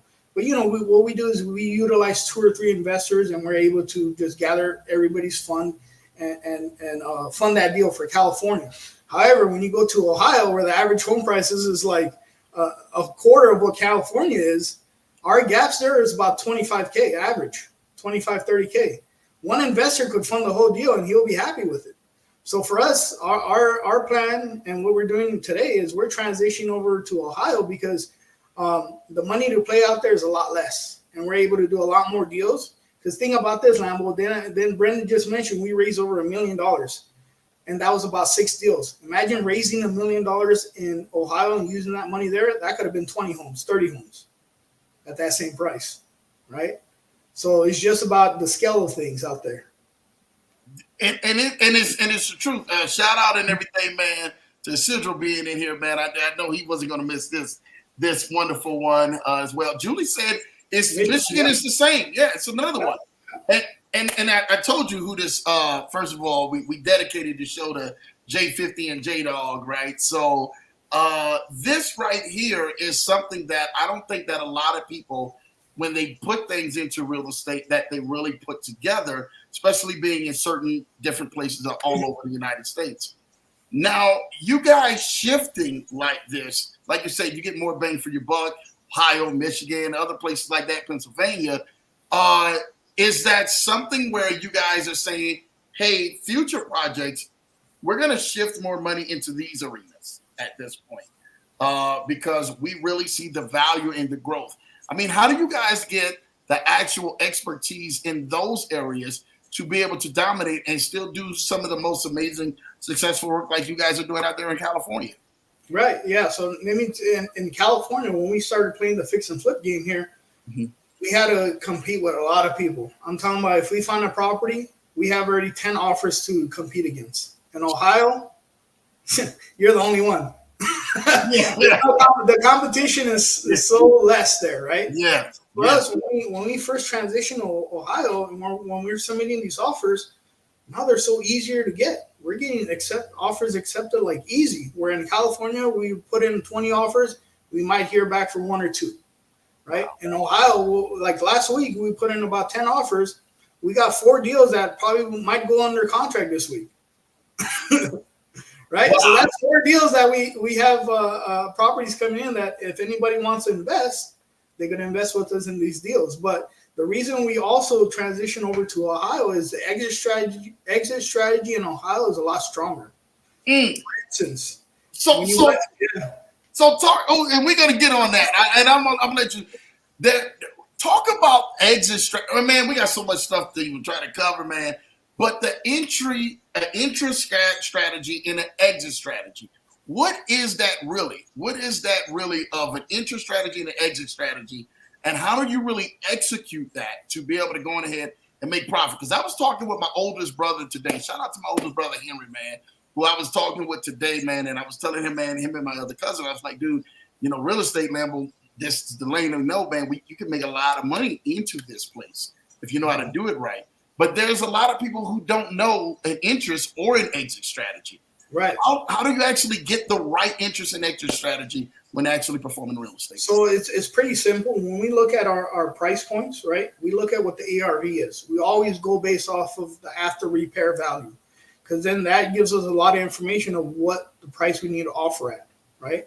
For instance, if we're buying a property that is 100K, we want to make sure that our ARV is about 70% of that, so 70K minus the rehab cost. So if the rehab cost is another 20K, our maximum offer will be 50K on that property now. So when we put in these offers, now guess what? We got 50K in cushion of equity after we repair that home up to market standards, and we have so much cushion in it that we are able to cash out refinance. So the exit strategy on these is buying it at a price point where you're buying at almost 50 cents, 60 cents of the dollar. And now when you put in your sweat equity and the value add to it, you have so much equity that you could either pull out and pay yourself, or you could also pull out, pay off to your investors, or you could keep it and hold it as a rental and now you have passive income coming in. That's the one thing unique about Ohio that's difficult in California. Because California, the rents do not keep up with the mortgages. In Ohio, you get a 100K property, you could rent it out for $1,400-$1,500 and it'll satisfy the loan, and you're going to cash flow on top of that like 20, 30, 40%. In California, you get a property that's 500K, it's hard to rent that out for $5,000 a month. That's the difference. So the exit strategy in Ohio is so great because if it doesn't work out, we could always hold that property and keep it as a portfolio in our portfolio. Well, now it's cash flowing, and now it pays for your lifestyle now. Remember that passive income? It becomes a passive income. Oh my God, man. Mo, you just light us on fire tonight, man.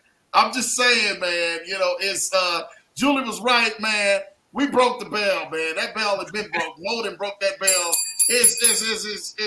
It's not even at this point, man, like even ringing the right way, and I see Brendan, he's in the comments, man. Imagine having to cancel escrow about 20 times due to someone else's emotions. Yeah, that's emotional real estate, and that's something that you guys are not in to be able to do that. You guys are in to really invest. What Brendan's talking about is representing the retail buyer because they have a lot of emotions. When you're taking a family to go see a home, I don't like the way the cabinets look, right?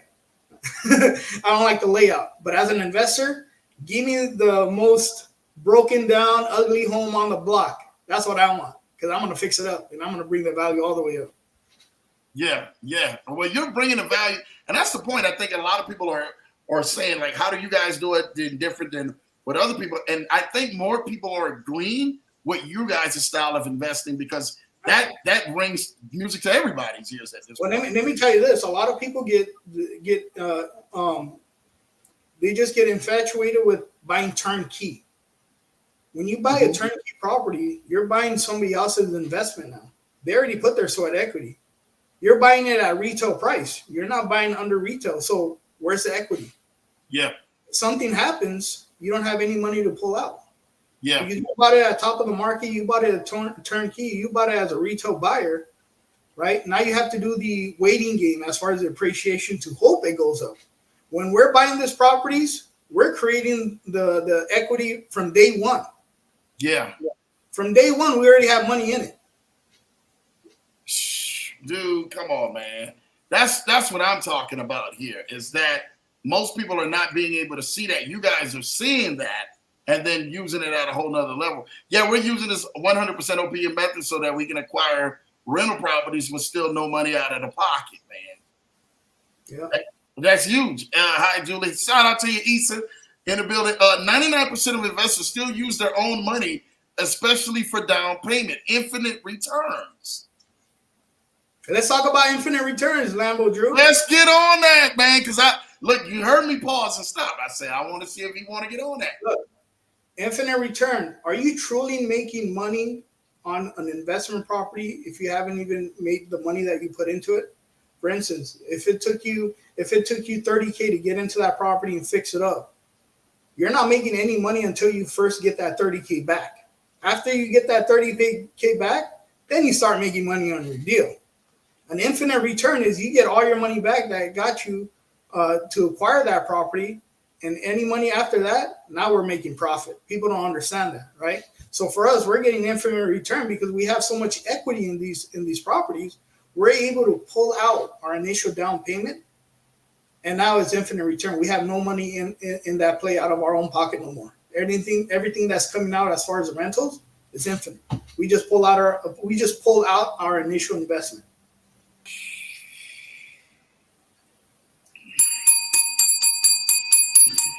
You know you're going to make me have to go get a new bell, man, at the end of the show. You do know that, right? I mean,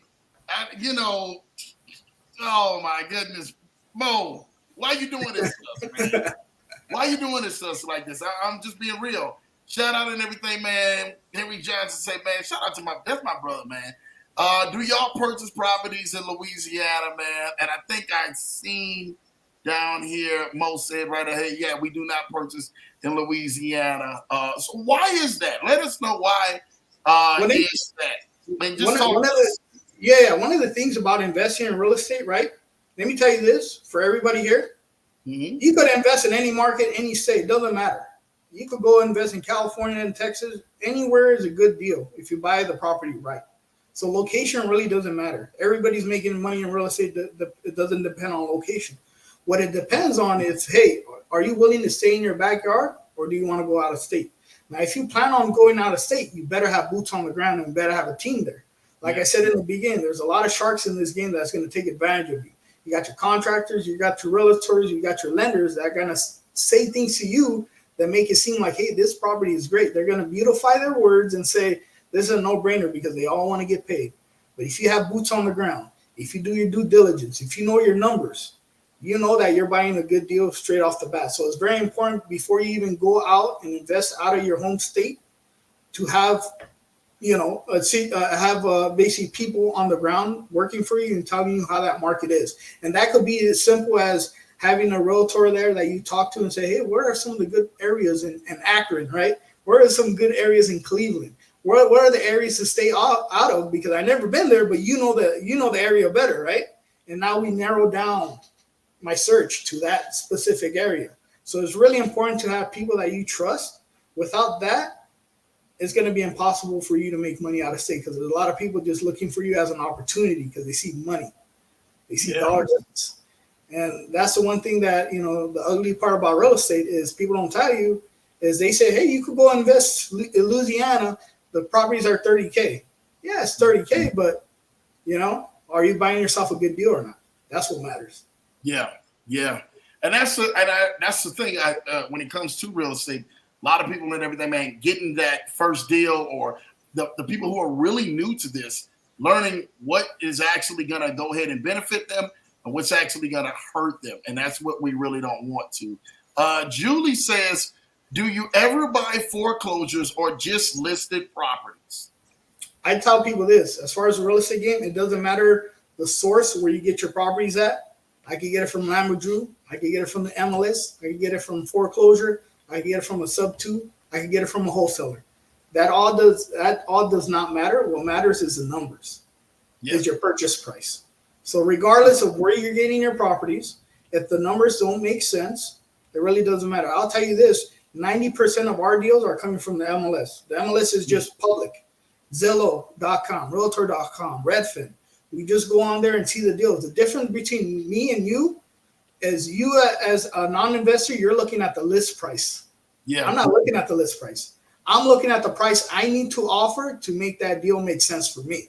Yeah. That's the difference. Yeah. Man, shout out to you for this game, right? Man, this bell, man, I got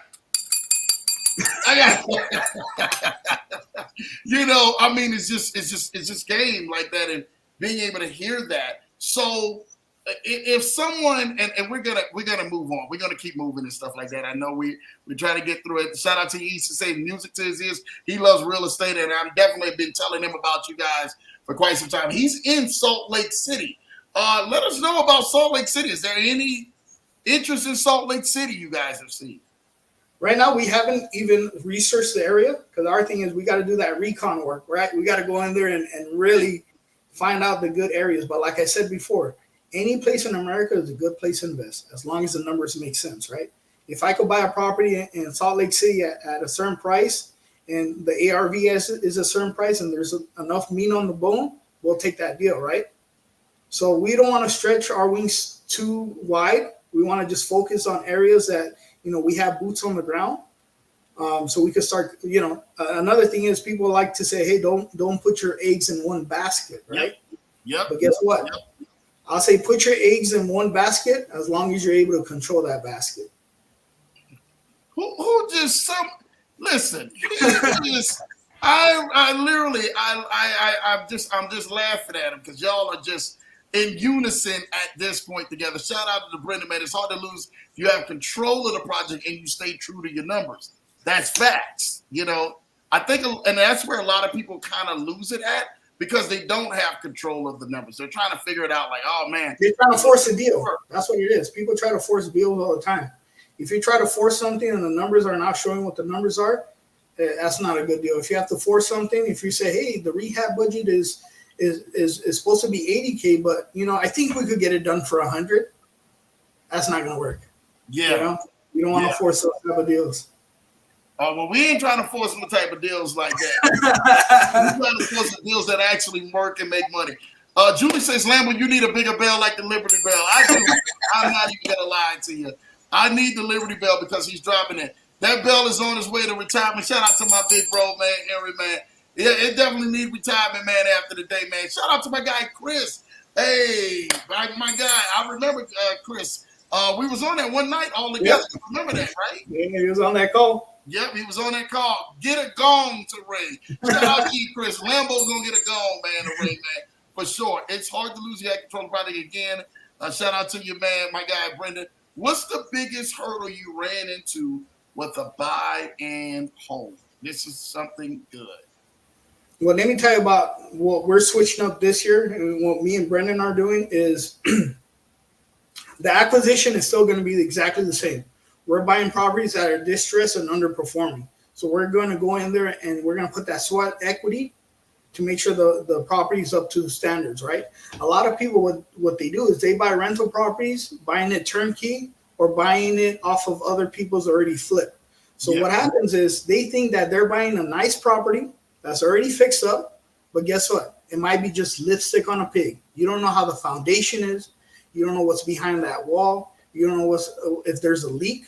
But the unique thing about this is when me and Brendan are going to do is we're going to flip our own properties. So we know exactly what went into the property because we fix it up ourselves. Mm-hmm. We know that the property is going to last us a good 20 years. And then we're going to purchase that property to ourselves and we're going to keep it as a rental now, that buy and hold. So we're going to refinance out of the hard money loan. We're going to switch that over into a DSCR or a 30-year mortgage. Hard money loan is gone. And we keep that as a rental. And now we have no worries because we did our own rehab. So we know what went into that property. That property is 100% good because I'm the one that fixed it up. Yeah. I'm not trusting anybody else, right? Yeah. So that's how you protect yourself is a lot of people, they use other people's trust as far as, hey, you know what, this property is good. Look at it. You know, it might look good in the pictures. You don't know what's behind that wall, what they're trying to cover up. Yeah.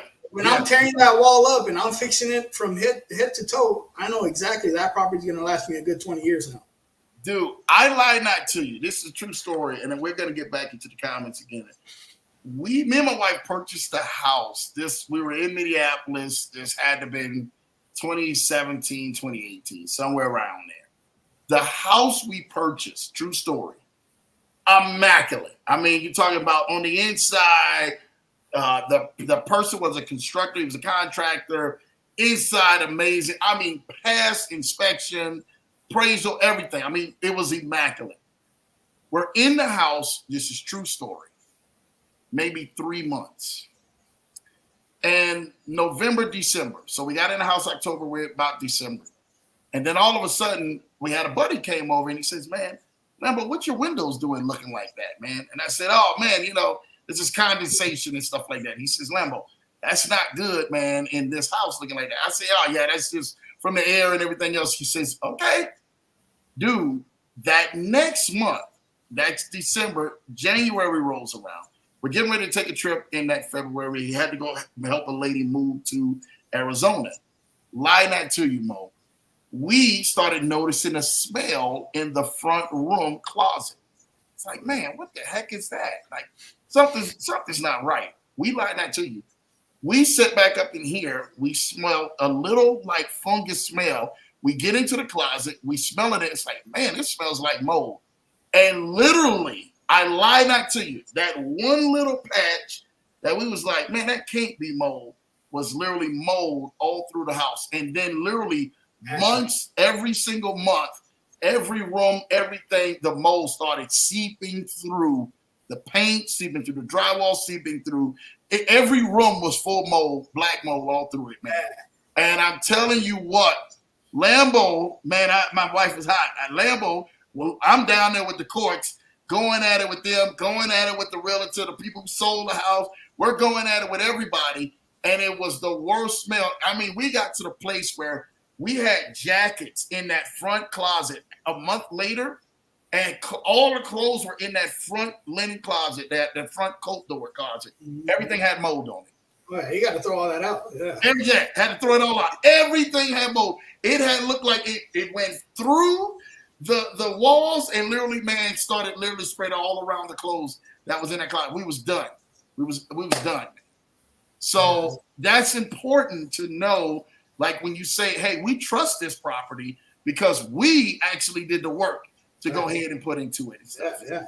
Yeah, 100%. I mean, that's the type of things that I hear all the time is people buying these properties. They think it's great. They still get their inspection report. Everything comes out, but you're not able to see a property's true condition until it hits the wintertime. Oh, yeah. Oh, yeah. When it's summer, you could always open up a window. But when it's cold outside and you feel a little breeze, that's when you're like, what the hell's going on here? Got gas on the window, And we were in Minnesota at the time, man. And it was the paint job that they put on it was that immaculate paint, like the type of stucco type of paint with it was amazing. It was an amazing job. But they did it to hide it. And they did a heck of a job. That's what I tell you, that they put that lipstick on a pig. Yeah. You don't know what's under there, Yeah. That's the problem with a lot of people is they get finesse in this game all day long. Yeah. And you try to put your trust in the realtor.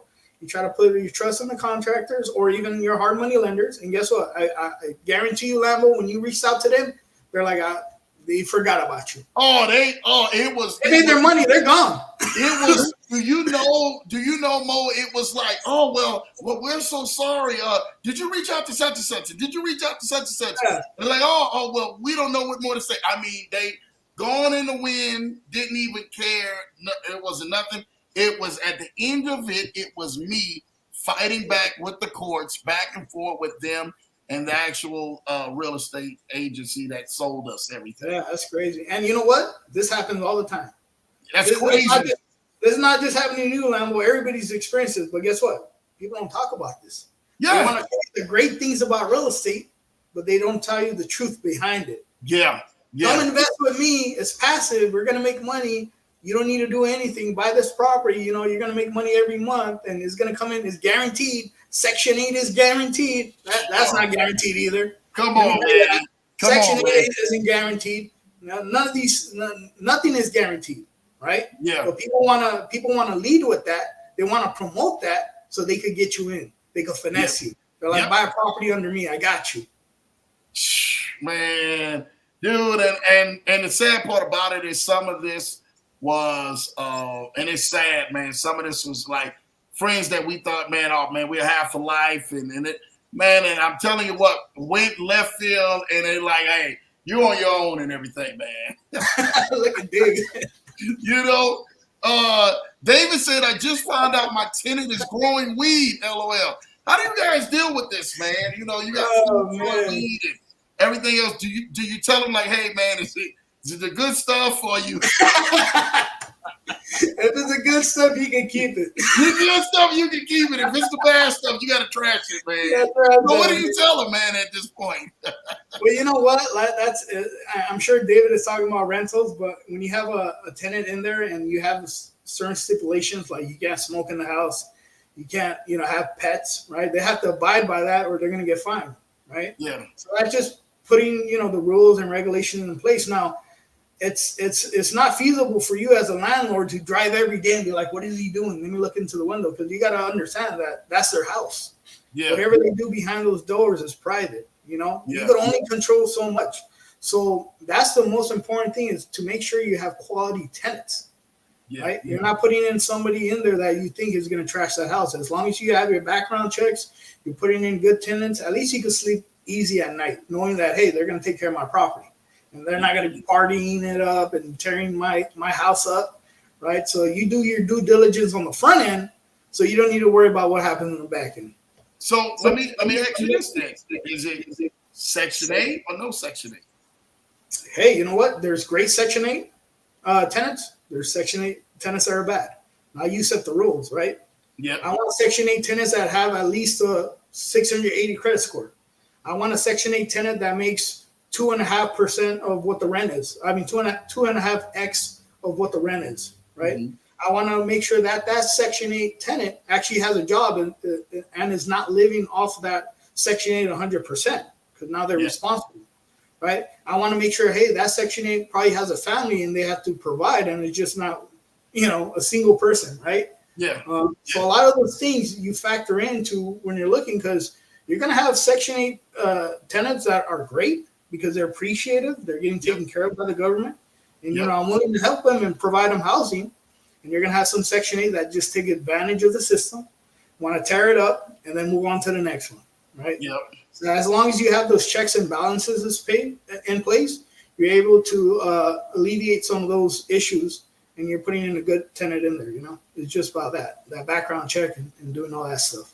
Shout out to that, because that deserves a bell, because I got some of my guys, man, who we're in business with or whatever, man, they says, Lambo, we don't rent to nobody but Section 8 because that guarantees me having money coming in, especially in this economy. I said, really? They said, yeah, Lambo. We don't rent guaranteed. It's not guaranteed. Let me tell you that.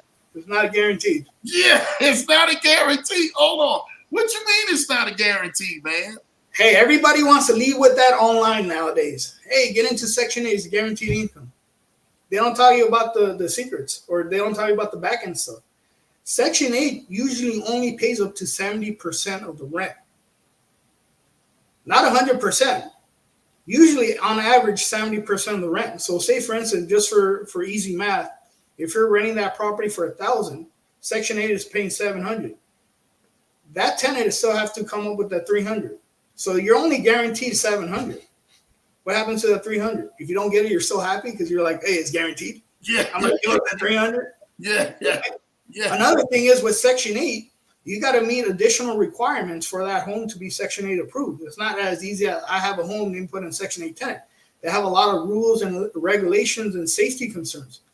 You have to have certain handrails, right? You have to have smoke detectors. You have to have a whole list of stuff. Like, you can't have lead paint, stuff like that. Now, check this out. Section 8 likes to go in there randomly and inspect the property annually or quarterly. We don't know.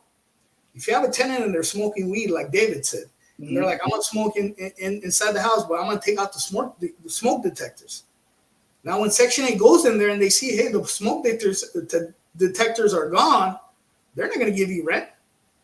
Your property does not meet those requirements to be Section 8. We didn't find any smoke detectors. Now they give you an action to perform that. You got to go in there and I'll fix all a host of things, not just smoke detectors, because they probably found some other stuff. Yeah. Now, you think that's guaranteed? Guaranteed? No. Now you're going in out of your own pocket and you're paying a couple $100 to alleviate that and make it back to Section 8 requirements, right? And then the next month you'll get your check. So there's a lot of requirements with Section 8 that people don't talk about, and it's not 100% guaranteed income, and they only pay on average 70%. The only time that they'll give you 100% is either if you're handicapped and you can't work, or you're elderly. So if you're not able to work, they're going to give you 100%. They'll take care of it. But if you're a young adult, if you're able to go to work, they don't want you to live off the government, so they're going to give you 70%. You still have to come up with that 30%. So in other words, you're just saying, for free game out here, if anyone who wants to do the Section 8 play, make sure you go look for the elderly and the people and everything, man, who may have a deficiency, right? Or veterans. Yep. Or veterans. Yep. Y'all, that's game, y'all, for who trying to do some Section 8, man. You got usually those people are responsible because they're not throwing partying. They're happy to have a place to live, especially when you're elderly. The problem is that Section 8, what happens is you could have an elderly tenant in there and say, I'm going to live here by myself. Then the grandkids move in. Oh, yep. You got now that house has like 4 occupants, right? That wasn't on the contract, but they just moved in because they want to live for free. Now, when Section 8 goes back and they see these people in there, they're like, hey, this is only a 1-bedroom, 1-bath. Why you got 4 adults in here? You see? So that becomes a problem too. So these things, people don't talk about this online. No, we're all my Section 8 people that say it's guaranteed. Why don't they want to talk about this? Because they like the finesse. They love the good side of the story. It's like, hey, I'm getting my money. I got Section 8 tenants only. I only deal with that, man. I care less. Like, I have people, man, that's what they do. I'm not getting ready to run after money. And you're saying like Lambo, but they got 70%. So they almost have to mark the price of the house up for rent just to be able to make sure that if the 30% doesn't come in, hey, the 70% and everything is what I needed to be able to take care of the note Exactly. or whatever. Yep. That's how it works. That's how Section 8 game works. People don't tell you this. But I'm telling you, but Section 8 is a great tool to use if you have the right people in place, you got the right tenants. It could be a cash cow for you. But again, there's always a bad and the ugly that they don't talk about. Yeah. Yeah, I thank you for sharing that because a lot of people, man, may not know that, man. Chris said they sharing is caring about the tenant growing a weed. You gotta love it, man. Fire emojis, man. Shout out to you, J50. Issa says, do you get into new construction? Now, see, it all relates back to real estate, right? When you're in the real estate game, that's another category. The thing with new construction is now we're looking at a 2-year time period to get your money back. Are you willing to wait 2 years for that one deal? Or in that 2 years, I could do 10 deals. Yeah. Right? So now is your ROI, how fast you want your money. Right? New construction is great, but guess what? 2 years minimum. You gotta get permits. You gotta run it through the city, right? You gotta run water, you gotta run power. It's a hassle. I mean, there's money to be made. Everybody's making money, but now your time frame of being in and out within 3 to 6 months, now is a year or two. Now let me ask you something. And this is something just piggybacking off of that, Issa. Does hard money actually have stipulations when it comes to the real estate project that you want? I know you said it could be 12 months. What if they're able to do a new construction within 9 months? Yeah, still fund that deal. Yeah. So hard money, we have hard money lenders that do new construction. They're able to lend up to $3 million or up to 2 years on that, right? So they're able to residential or commercial, right, Mo? Right, exactly. So I mean, these lenders, guess what? Without us, lenders are not making money. Let's put that. I'm here to tell you that you need to be empowered. Without your signature, these lenders are not making any money. Yeah. They need you. They need you to lend to. Without a person to lend to, they're not making any money. So they want to lend out money. Yeah. It's got to bring them a good deal. Now, I heard even on the hard money lender side that they will lend out faster the higher amounts than they would faster the lower amounts if you're doing that on the hard money lender side. Is that truth or not fact to that? It really depends on the deal. Depending on, what your scope of work is, what you're getting yourself into. If they feel like, hey, you know what? I'd rather put my money into a newer construction client than a client that just wants to do a fix and flip, they'll run it. But I mean, they're willing to just lend out money, just, to whoever they can. As long as you're a qualified buyer, they're willing to lend to you. Like for me, I got 3 or 4 hard money lenders hitting me up. Be like, when do you have a next flip? So now what I'm doing is I'm getting a term sheet from one lender and say, hey, can you beat their rates? Or I'm going with this guy. Now they're battling against each other. Give me the best rate. Dude, and that's amazing that you guys are able to pull from that, man, and have these lenders like that are after you guys. And not just that, the turnaround time, man. I mean, the standard time once an approval happens with a hard money lender, what's the turnaround time before the cash is actually in your bank account? Talk about that. From the day we acquire the property and the day we sell it, or when the hard money gives us a down payment? They actually send it to you guys. Right? So basically, what the hard money would do is the good thing about hard money lending is the same as cash. It's basically a cash offer. Yeah. So if you're going into a deal and you're competitive with other people and they're using a 30-year finance or traditional financing, you could actually put down on your contract, this is a cash offer, because hard money is the same as cash. Now you look good on the eyes to the seller. Yeah. You're going to look at that and be like, oh, this is a cash offer, 14-day close instead of 30 or 45-day close. I want to sell my home to him. Yeah. Right? Yeah. So a cash offer, it's same as cash, is they just fund. They send it to the escrow company, they take care of that, they pay off who they need to, and then they'll fund your deal as far as the rehab and all that after you acquire it. Yeah. But basically, hard money is cash. When people say that, like if you're using hard money lending, right, you could put cash offer on your contract. Mm-hmm. Now I've got some stipulations. One more, and then we'll get back into these questions.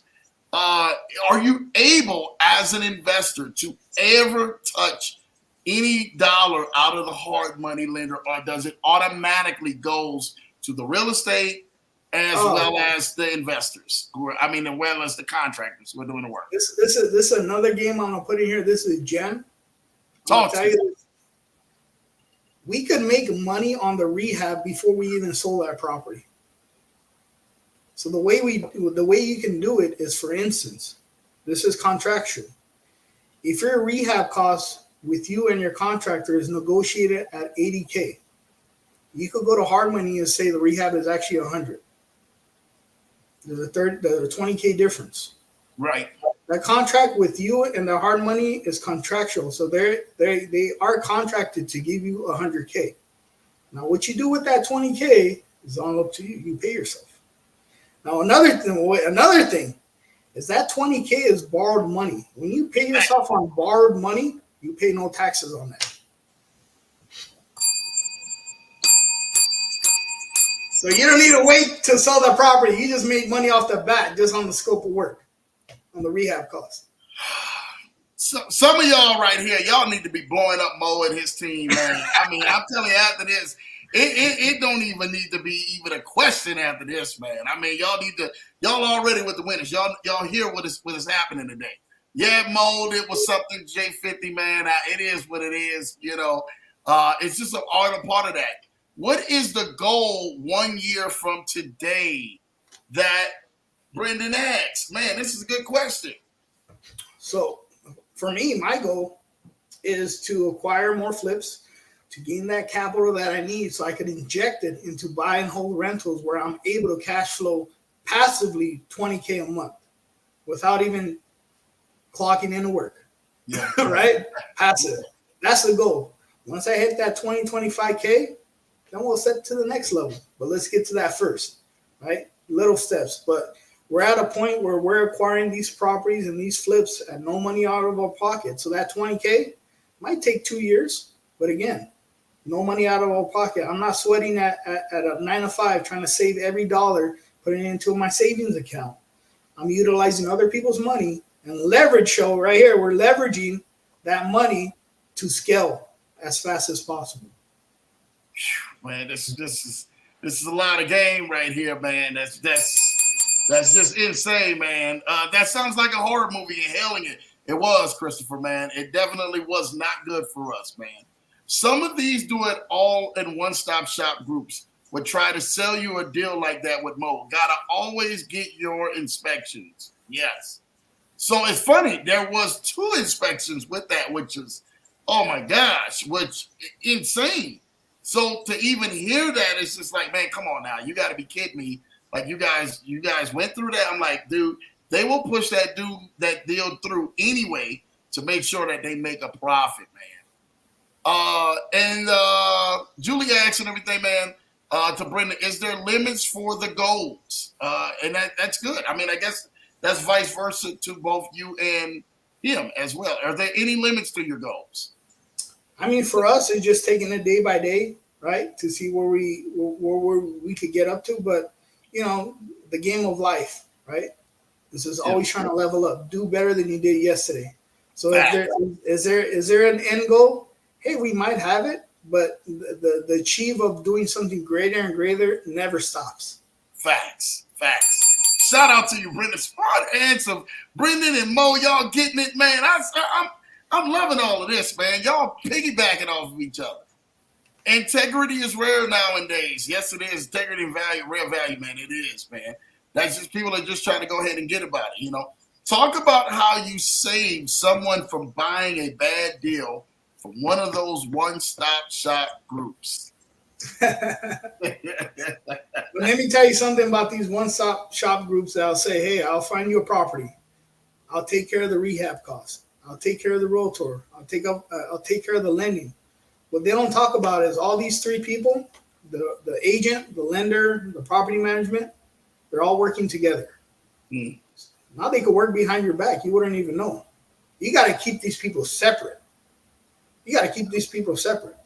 Because one of these property managers could say, hey, you know what? We could say there's a 10K rehab that needs to be done.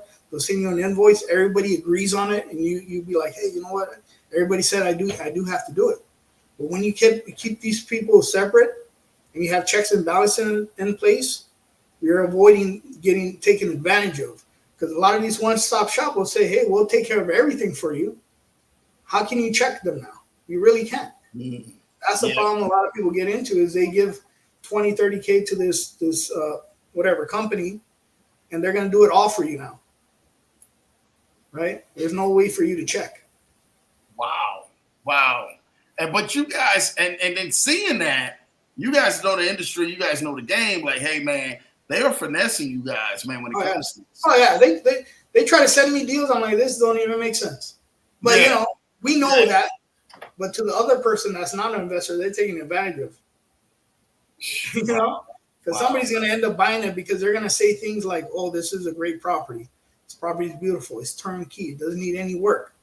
A newbie investor is just going to take their word for it because, oh, they're a big company. I could trust them. That's the problem we're having nowadays. Wow. The game, man. Come on, man. Just people just trying to get their hands in it. Shout out to my guy, Kendall Haney, man. Man, he already knows I love his brother here, man. Amazing guy. I got to get y'all connected. Real estate contractors, realtors.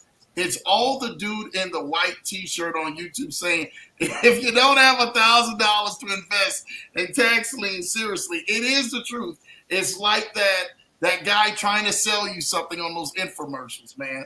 Let me tell you this. Most of these people that are trying to sell these courses, they're making money off of courses. They didn't make their money off of real estate. Show me those receipts. Show me how many properties you own. Show me the backlogs of you doing it successfully. They're just selling you a course and they're making all their money on courses. And then they lead with that lifestyle, right? They lead with that lifestyle. They're like, hey, you could drive a Lamborghini. You could drive a Ferrari. I'm right here at the beach. They're leading with that, trying to sell you on that dream, but they made no money in real estate. Yep. They're making it off that course they're trying to sell you. Yep. That's the real finesse game. And I know, and I hate to say it, I know a lot of individuals in that space. I was like, wow, y'all really make money like that and they never touch don't even know about real estate. And they're literally, that's how they're winning is like that. And, and it's the truth. Yeah, it is, Ken, man. It's the truth, man. And I hate to say it. Julie said, I broke ground to occupancy permit in 5 months. It's rare, but possible. Mm-hmm. Shout out to you for that. Do you own your own title company as well? This is good. No, we don't own our own title, but we use a third party that we've used. So they do all of our due diligence. They make sure that the property is delivered free and clear. There's no liens on the property, so they do all that for us. They make sure the EMD and the wires are going through successfully. So we have no problem using a third party. We don't need to get involved in that. My thing is just flipping, investing, and doing that part of it. Okay, and just to kind of piggyback on that, why is it important to have a title company, especially when somebody may be doing a quick sale? And you see a lot of them are out there doing that. You need somebody to understand the transactions, to understand the numbers, right? You got to make sure, just like, buying a car, you take the car to a DMV, make sure the title is free and clear, it's getting transferred correctly. Same thing with the house. You want to make sure a title company is there to oversee that transaction. You got to make sure that you're not taking advantage of. They're not selling your property that have back taxes that they didn't pay for 2 years, right? So the title is delivered clean and clear to you without any of these tax liens or anything like that. And they're able to do that for you. So it's very important to get that title company to check up on those points. And what would happen if a quick sale was to happen? And let's just say an investor went on ahead and did that behind the handshake deal. They took over the title, and then all of a sudden and everything, man, that person owns it. What are some of the dangers that could happen if they didn't go through a title company? Hey, some of the times what I've heard before is they think that they own the property, but it never got transferred over. The title is not under their name. They thought it was. It's not in the public records. Wow. Wow. That's game right there, y'all. Y'all don't even know. Because I got a lot of people that are making those quick sale deals. And I'm like, dude, you don't want to keep doing that, man. And I had a gentleman, I knew him. He turned around, did the deal, got into the property. Someone came back and sued him about 3 years later. Wow. Yeah. Sued his socks off. He had to go ahead and pay them. Yeah. Bigger Bill, I definitely need it, man. You know, Rome wasn't built in a day, man. Shout out to you, Chris. Listen, man, it has been so much information. We kept Mo 2 hours out here, man. Y'all have answered a lot of questions. I hope Mo, man, has really went on ahead and broke a lot of stuff down to you guys. But listen, let's go ahead and let's talk about how they can be connected to you and your amazing team, where they can find you at. And do you offer mentorships for someone, man, who really wants to go and take advantage of into mentorships at this point? Right. For us, we spit free game. I don't charge you anything. What? Oh, hold on. Time out. Time out, man. Time out. Brendan, you better take his phone and take his account after this. You and Toma, man, the whole crew. This is free. You do this free game? This is a free game. We got a Discord that's absolutely free that you could join. Ask the questions you want. You know, if it's not me, Brendan or Toma, somebody in that group would answer that for you. You know, if you want to get into the real estate game and you're having trouble, or if you simply want to be a passive investor and you want to invest in some of our deals, what we have is we'll jot down your email. We'll send you an investor proposal outlining the whole deal and how much is required to invest. Usually the minimum amount is about $25K, and you're going to be making 15 to 20% on your money passively, right? And we send out our investor proposals to, you know, hundreds of people. Whoever wants to invest, they'll hit us up and be like, hey, I want to run that play with you. Here's my money. Let's do it. We sign those 3 contracts to make sure they're secured. And then once that's set, we get the ball rolling. We get that property under contract. We get to fixing and flipping it. And then the investor gets paid out within 6 months. You know, very easy and clean. Yo, drop that Discord, man, right in here. That people, or even if, is it just Discord? If somebody wanted to say, hey, man, I don't use Discord, but I'm old school. Could they reach out to you by an email or something like that? Yep. Well, we have an email, and I'm going to share that on the chat, or if Brendan could put that down. Awesome. And then you could simply put in reply to that email and let us know, hey, I want to invest in some of your deals, and when we get a property under contract, we'll send you out an investor proposal. And then once you look at that deal, we could get on a one-on-one call. If you need any questions to be answered, we could do that. And, you know, if you want to invest in the deal, just let us know, and then we'll run it. Awesome, man. Awesome, man. I'm looking for that. Did you put it in the chat yet, Mo? Let me see here. Yeah, put it in the chat. Or you can send it private to me, and I can post it. Okay, yeah, I'll send it private to you, and then you could go ahead and post it. I just go ahead and post it and stuff like that, man. I mean to tell you what, I think tonight opened the eyes up for so many countless of people, man, who always had the intentions, always wanted to get into real estate, but just didn't know. It just didn't know exactly where to go, what to do, you know. And I think that not only did you break it all the way down, I mean, you broke it down. You broke the inside. You held nothing back from everybody out here, especially for those who really desire to really want to say, hey, I want to be a part of this team. I want to be a part of what you guys are doing. I got some extra cash I want to invest in.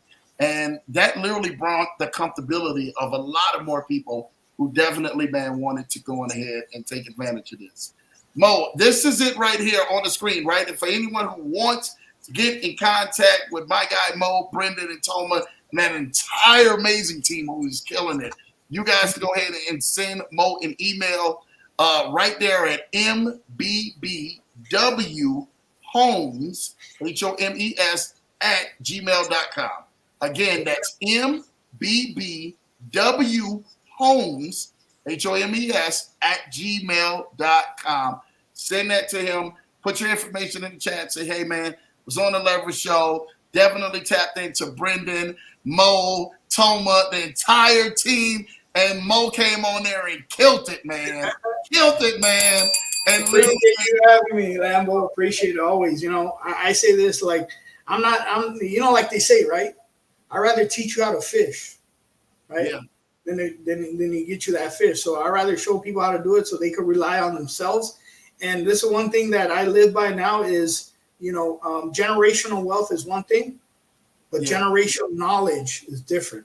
I'd rather pass on that knowledge to the next generation, because wealth can always be lost. But if you have that knowledge, you could always gain it back. Come on.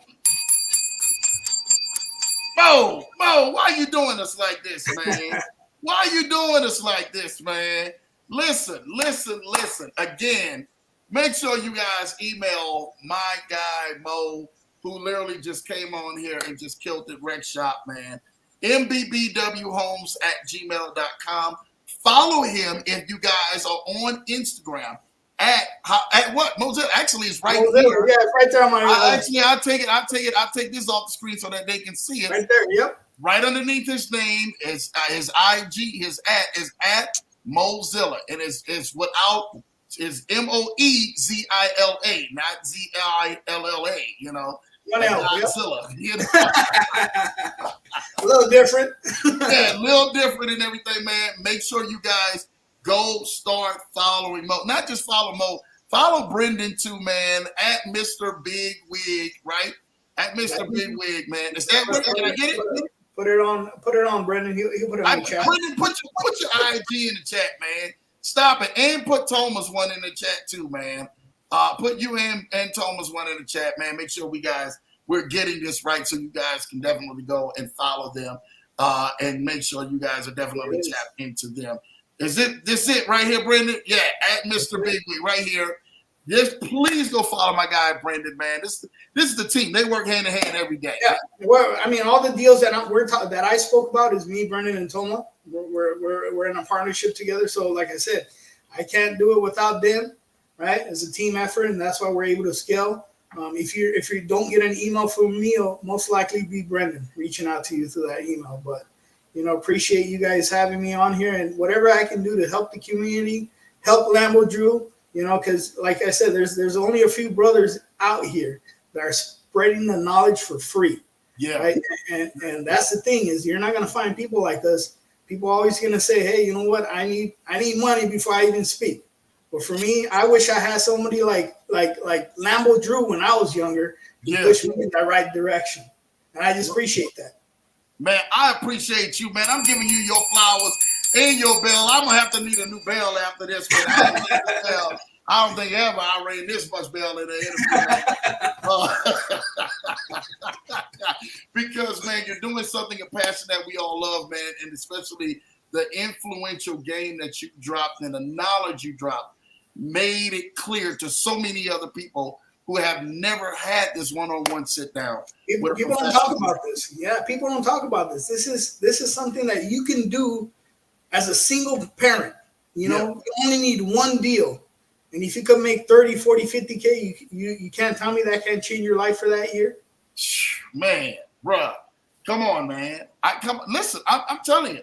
I was talking to my brother earlier today about him getting into flipping and doing houses. And he's been doing that. Him and my other cousin, shout out to Bug, man, they've been doing that for years. Came up doing that. And I said, man, you guys been doing this, man. Y'all can go ahead and make so much money. He says, Lambo, we got to sit down. We want to have a talk with you. You understand? He said, I know how busy you are, but you my brother. I want to have a talk with you. I said, man, I'll be glad to go ahead and have a sit down and have a talk with you, man. And whatever I got, man, you already know. But like I tell people all the time, man, when you find yourself in a position like this, Mo, of being able to be a resource and a value to help people, the demand is strong for you, right? So time becomes limited because you're sharing time between family, sharing time between business and friends, and then sharing time and everything, man, about helping other people, right? That's what it is. That's what it is, yeah. Your time gets limited, but I'll tell you this, is like, the gems we shared in this, anybody can do it, right?